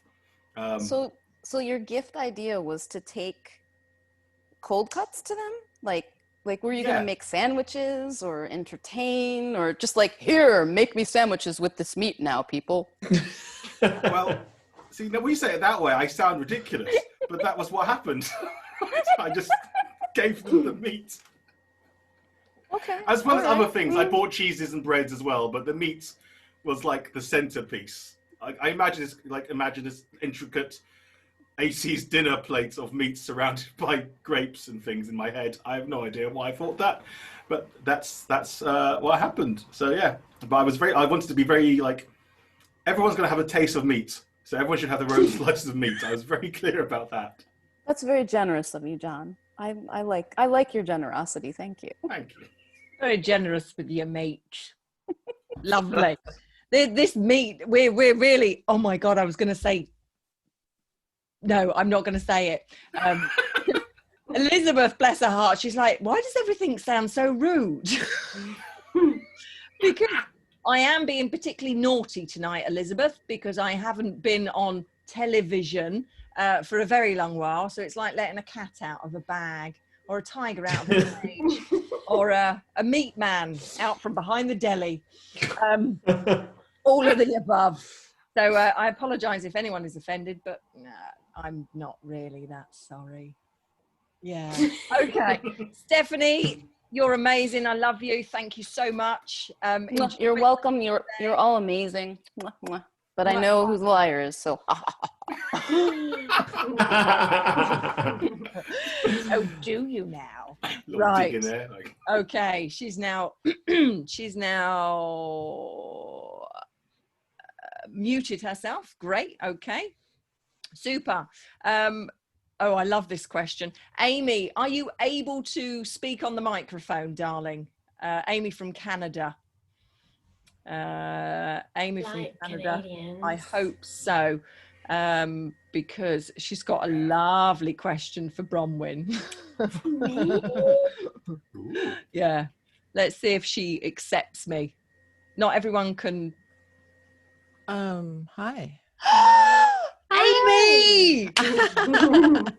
Oh, wow. Hi, everybody. Wonderful. Amy, you're in Canada, right? I am. I'm in Oakville, which is very near Toronto. All right. What's the time out there at the moment? Same as Stephanie, actually. It's 8:45 a.m. in the morning.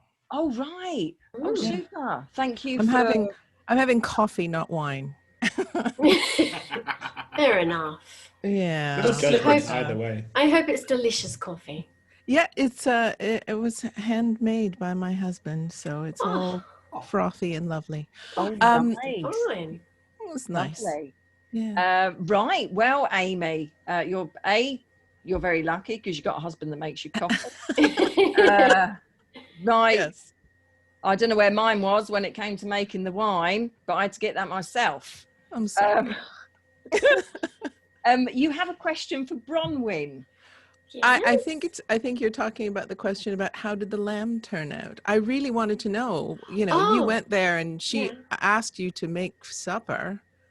Did it turn out all right? I mean, was it rare? Was it well done? Was it? Well, yeah, Australians usually like it a bit pink in the middle. And it was I'm not sure what that means. So it was pink in the middle. So it was nice on the outside. Okay. And I made it with rosemary and garlic. Mm. It was moist and pink in the middle. Okay. Mm. Thanks. Is that all you need, Christiane? That is, darling. That's all I need. Yep. Thank you so much for joining us. And are you enjoying your first ever Perfect Liars show? I'm very much enjoying all the stories and yeah. Thank you. Wonderful. Excellent. We'll have a super day. Thank you. You also. Thank you. See ya. All right. And I've just realized the time. It's like 10 to 9. No, 10 to 10. I'm so sorry. So let's have one last question from Ari. I like Ari's question, just because it's so bizarre. Ari, I don't know if you can be unmuted, because I know you've got a baby in the room, or the baby next door or something. Can he talk or not? I don't know. Good evening, Christine. Christiane. Good evening, all. How are you all? Oh, hello. And you're Australian. Well spotted. Indeed. I can attest to Bronwyn's lamb recipe description. Thank you, Ari. That's exactly how it was done in the 80s. And I think it's moved on a bit since then. I was in the 90s. This was in the 90s. Yeah. Okay. Yeah. Excellent. Maybe I was out of fashion. Right. Okay. So Ari, where was your question? Yeah, I thought your question was quite silly. A little on the strange side, but there is reason to the madness. I'm interested, Bronwyn, if you can bring us up close, paint a word picture of what it's like. Up close? Up close, very close, closer, closer. Up close to Paul Hogan. In particular, I want to know, did he have a scent? What did Paul Hogan smell like?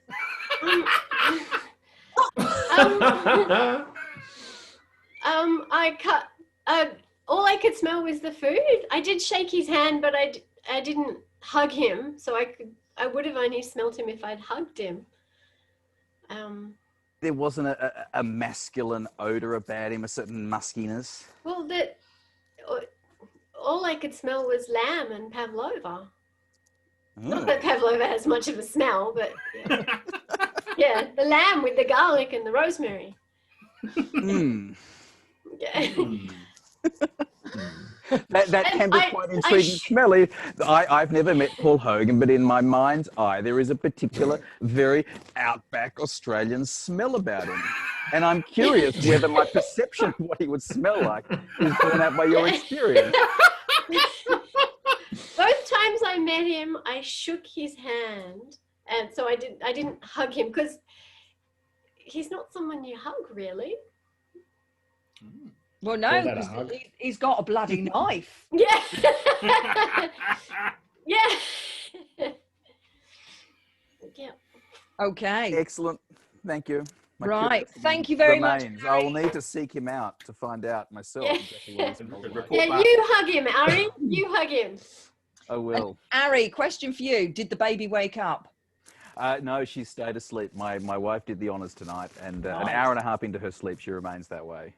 Nice. Unless I laugh and snort too loud, in which case I might make her up, and I'll blame you 5. Oh, okay. Take that on notice. Brilliant. Thank you so much for joining us. Have a great evening. Excellent. And so, people, I think this has come to the end of question time, really, because we have been going for, I haven't really made a note of the time, but we've been going for 35 minutes on interrogation, which is a long time. So stop having so much fun, everybody. This is not a fun show. So, ladies and gentlemen, I am going to put up the poll, but first I would like to remind you of who the suspects are. Not that you need much reminding. First of all, we had John with so much information about his fiancée girlfriend and the meat man impressing his fiancée girlfriend, and John ending up with a pile of meat that did not impress anybody. Then we had we had Bronwyn, who was the chef extraordinaire stalker woman, who muzzled her way into the Hogan household and ended up getting thrown out by him, only to be rescued by his wife. Isn't she lovely? There's a song about that. Mike, then we had Mike, the third the suspect of the evening, who managed to schmooze with the bigwigs. I can't believe nobody asked him about the Marquis de Sade Castle. Was that a mistake, ladies and gentlemen? Or were you right to question everybody else? Ooh, it's called mind tricks. And perhaps we should all go to Poland, where you can get cheap seats and get to meet the mayoress and get your photo taken, and meet Wojak. We will never know. Something like that.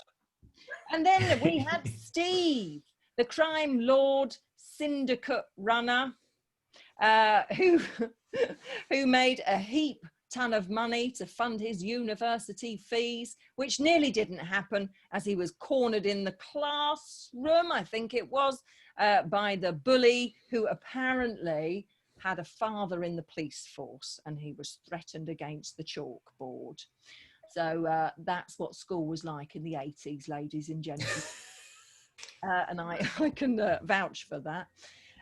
Right, so those are your 4 suspects. So now is the time to vote. And I think while you vote, we should have a rendition of, what was that song, John? One. My Way. Song, yeah. My Way. My Way. Yeah. My Way. My Way. Okay. Well, while the poll is going on, please start us off with your wonderful tunes. By all means, everyone join in. Oh yes, please do. And now the end is near, and so I face the final curtain. My friend, I'll say it clear. I'll state my case. I'll state my case. Of which I'm certain.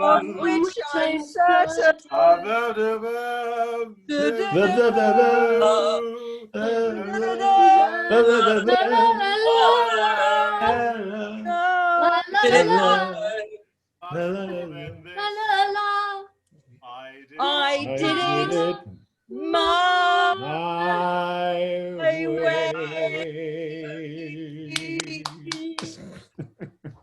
Awesome. I can't believe she didn't pick you, John. Right, we've only got 89% voted. Oh gosh. Come on, vote everybody. Yeah, we need another vote. There we go. 94, which is, yeah, because that other one person's still on the loo. Right, okay.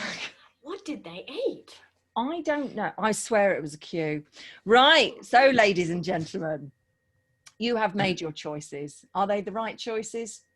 I'm not going to judge you yet.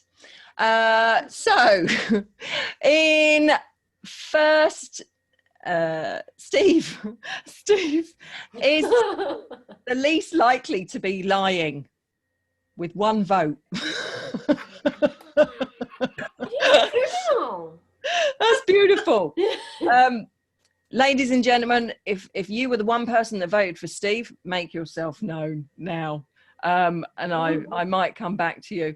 Funny. Then in third place, we have Mike on 22%, followed by Bronwyn on 33%.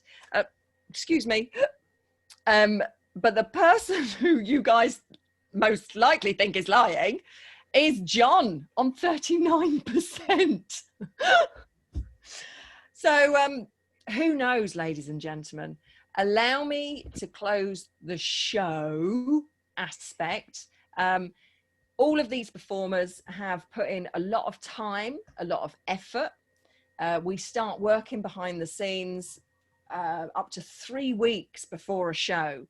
So what you've seen tonight are curated stories. We work together to create them, and they put in time for tech rehearsal. So this is my way of giving back to them, is for them to do any plugs they would like to do on any shows or anything they want. So who would like to go first? Who would like to plug? Oh, Bronwyn. Okay, ladies first. I don't have a show, but there's a pandemic on, people, so wear a mask.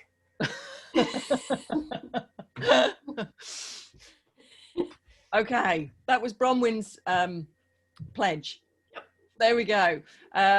Steve, you look too serious and you haven't talked for ages. So let's have you next. All right, all right. Oh, yeah, still can talk. So if you're ever in the Netherlands, who knows, hey, who knows what'll happen, then check out Easy Laughs in Amsterdam, a comedy troupe that I'm part of. Do improv, stand-up, all sorts of things. Who knows what else? I don't know. Stuff online sometimes as well. I also have a video interview series called Real Power Talk, where I interview unbeknowing artists and performers and a variety of characters, which tend to go into the realm of the ridiculous as I ask them things which most people don't really want to answer, and chaos tends to ensue. So take a listen or take a look at Real Power Talk. Bless you. Lovely. Thanks, Steve. If you want to, any links, people, if you can put them in the chat, or there is a place where you can post in the Perfect Liars event on Facebook. So you have 2 places where you can post.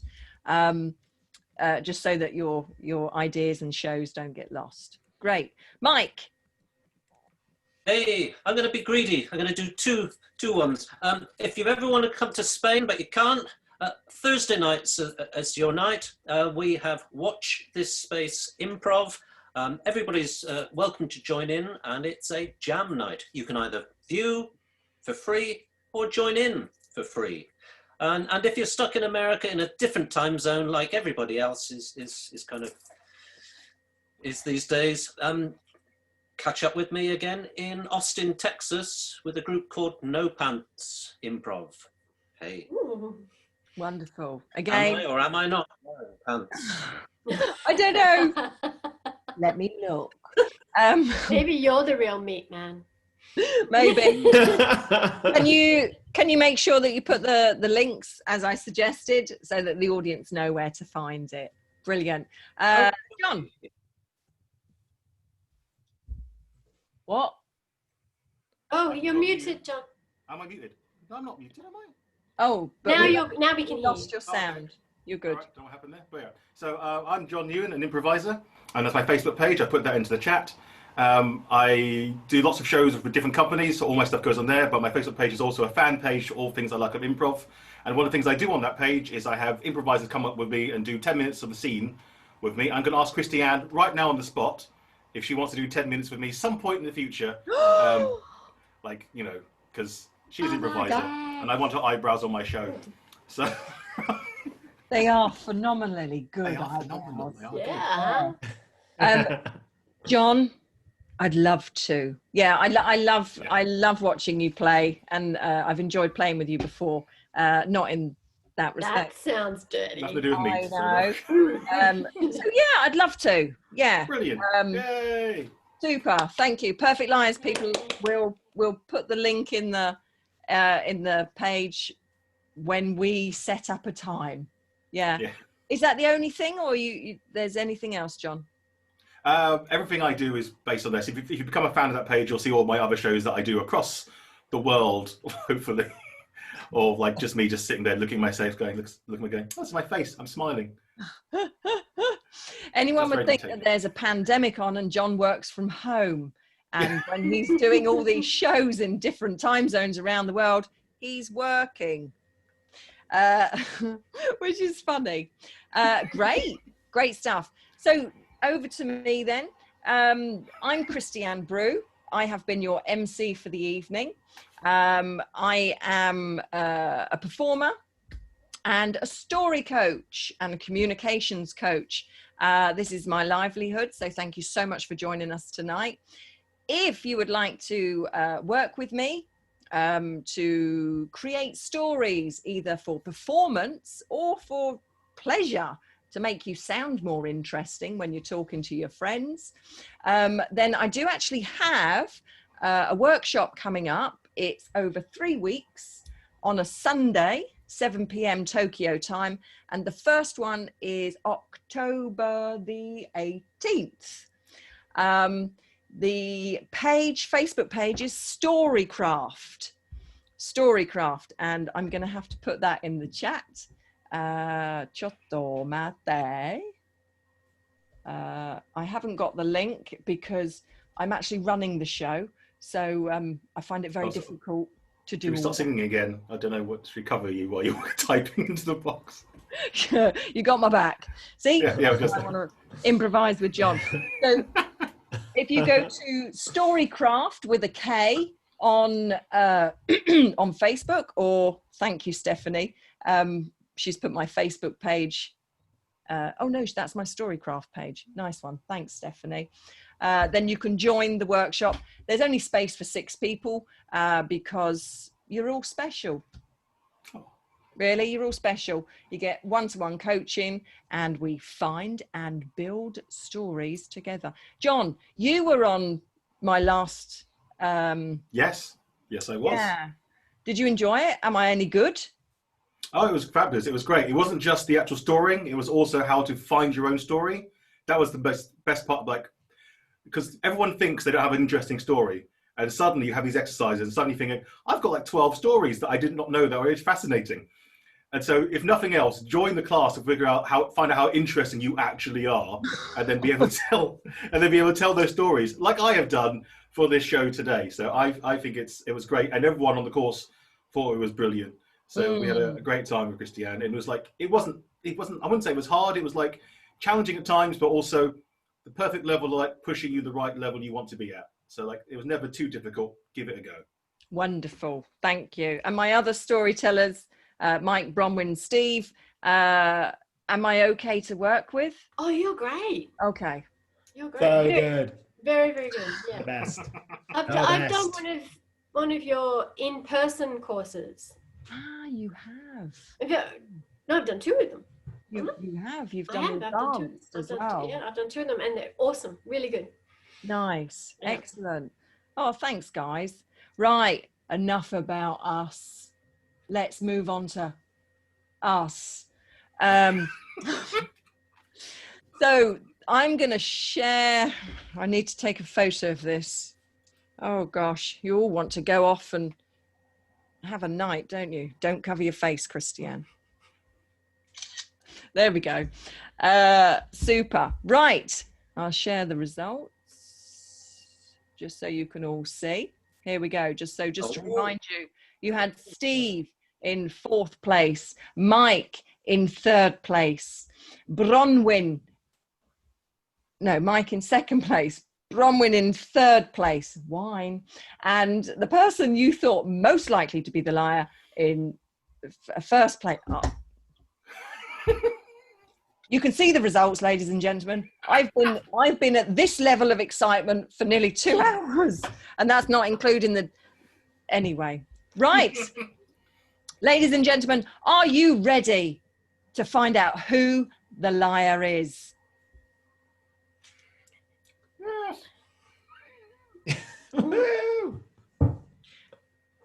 Okay. Well, we've only got 4 people that want to. So, 5. Oh, spit it out. That's so you. That's so you, Amia. Yes. Spill the beans. Please. Pia. What a lovely name. Pia. Yeah. Stephen. No, it's just like in your CDs, Steve. There we go. Oh, Steve. So vulgar. It's a Steve thing. It's a Steve thing. Okay. Right then. Ladies and gentlemen, drum roll, please. Would the liar of the September 2020 edition please step forward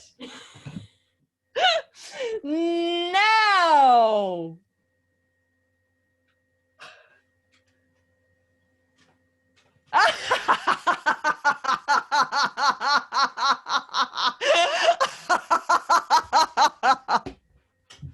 Oh my God. No way. Oh my God. Oh, that's so funny. That's so funny.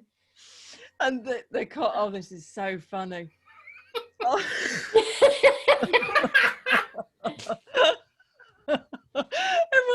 Oh. Oh, Jessie's like, I voted for her both times. Oh, Bronwyn. Thank you, Jessie. You're so naughty, Bronwyn. How do you feel? I'm in the pink.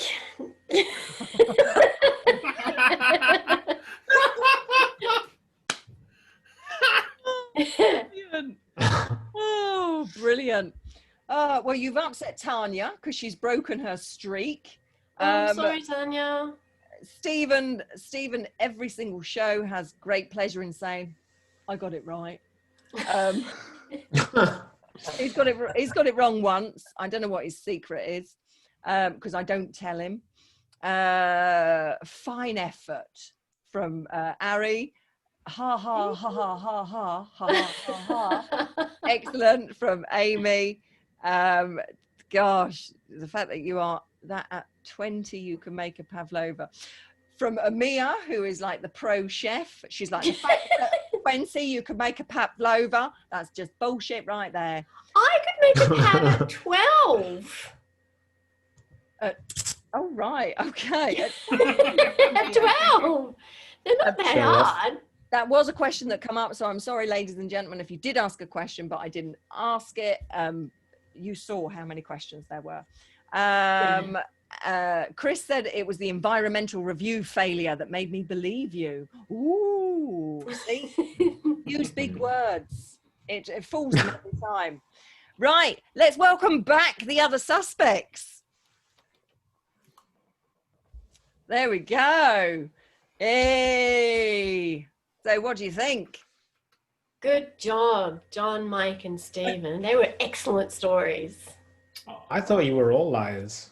I thought you were lying. And I knew I was lying, so it couldn't have been you. And I thought you were lying. Yeah. You were too good to be true. I was convinced it was Mike for such a long time. I was convinced Mike was a liar. Like, Oh, really? Why did you think that, John? yeah. I've only just met Mike and I thought, can they not tell he wasn't posh enough? Like, when he was doing that. And it's Wojciech, isn't it? I thought he pronounced it wrong too. Yeah. Oh gosh. Actually, John, did you marry? Did you end up marrying? No, I married someone else, effectively. Someone else? How romantic. Oh, yeah. That relationship was on the rocks by that point. I feel like I couldn't. We weren't really the same mindset. Like, people are disbelieving you because of your four slices of each kind of meat for $80. That didn't feel real. I bought 4 slices originally, but then he doubled it, so it was 8 slices eventually. That was the thing. So my original plan was 4 slices, but the bet lost, meaning I doubled it to 8 slices. Oh, funny. And I did get the vibe that you were someone who could be ripped off. Yeah. Oh yeah. I owned a cravat. Like, I didn't want it. Yeah. I was sold Take it my by the money. London market. Yeah. Okay. So, Mike, who did you think the liar was? well, I was thinking it was Stephen. Oh, why? Because of all the stories, his was the most believable. Mm-hmm. Oh. Yeah. Okay. That was my logic. That was my logic. But, Okay. Good one, Bronwyn. Good one. Thank you, Mike. I hope you had fun. Yeah. So, Steve, who did you think it was again? Well, during the tech rehearsal, Mike seemed like a little bit of a liar. So I kind of had him pegged before I even heard the story. But then Bronwyn mentioned... You weren't at the tech rehearsal.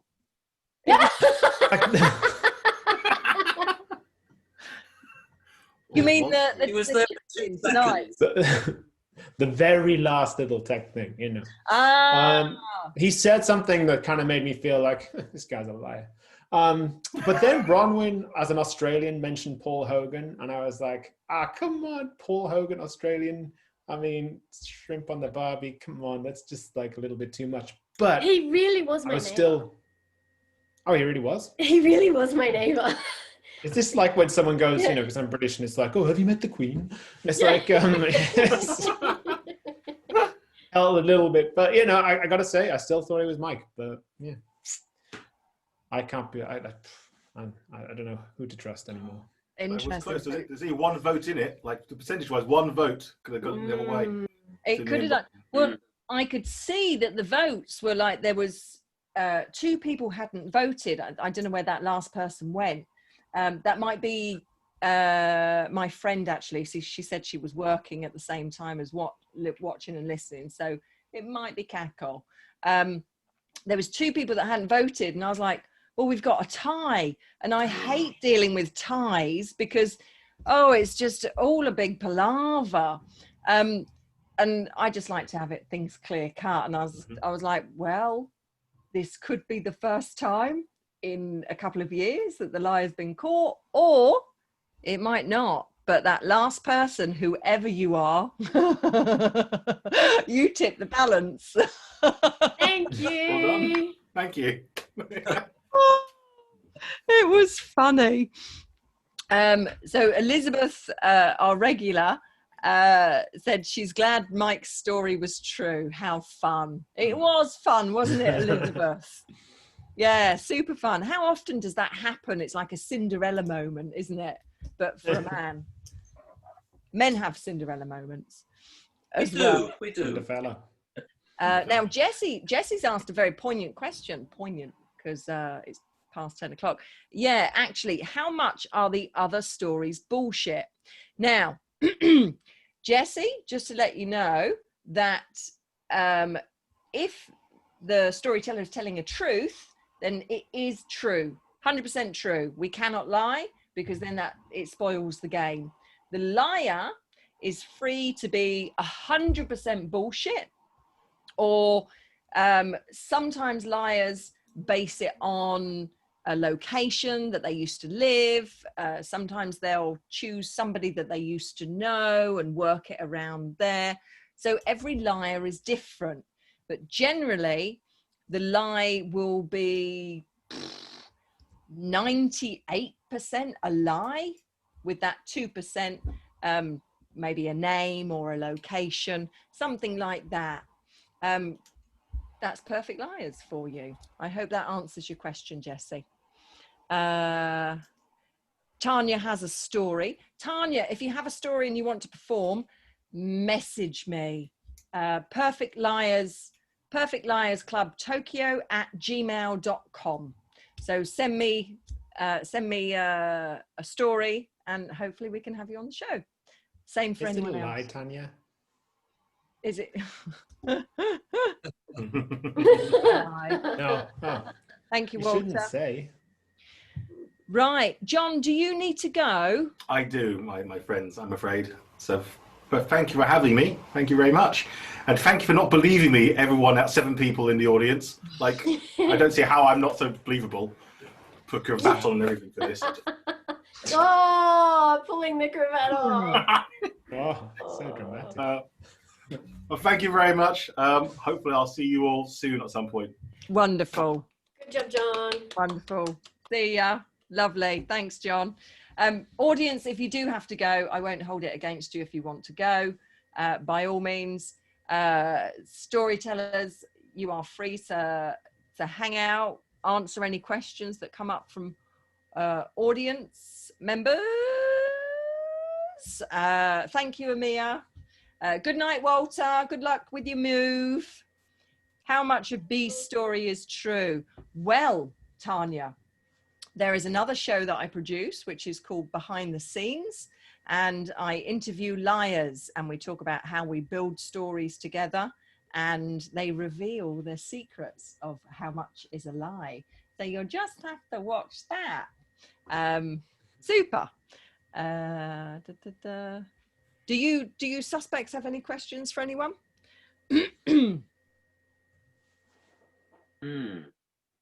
No, I love the fact that Bronwyn, you used the fact that you kind of knew your subject, and that's always a good. That's a good ploy, isn't it, with storytelling? Yeah, write what you know. Yep. Yeah. And that was your mum's real job, wasn't it? Yeah, my mother really was an architectural drafter. Yeah. Yeah. Yeah. And I really did sell secret seeds, but there you go.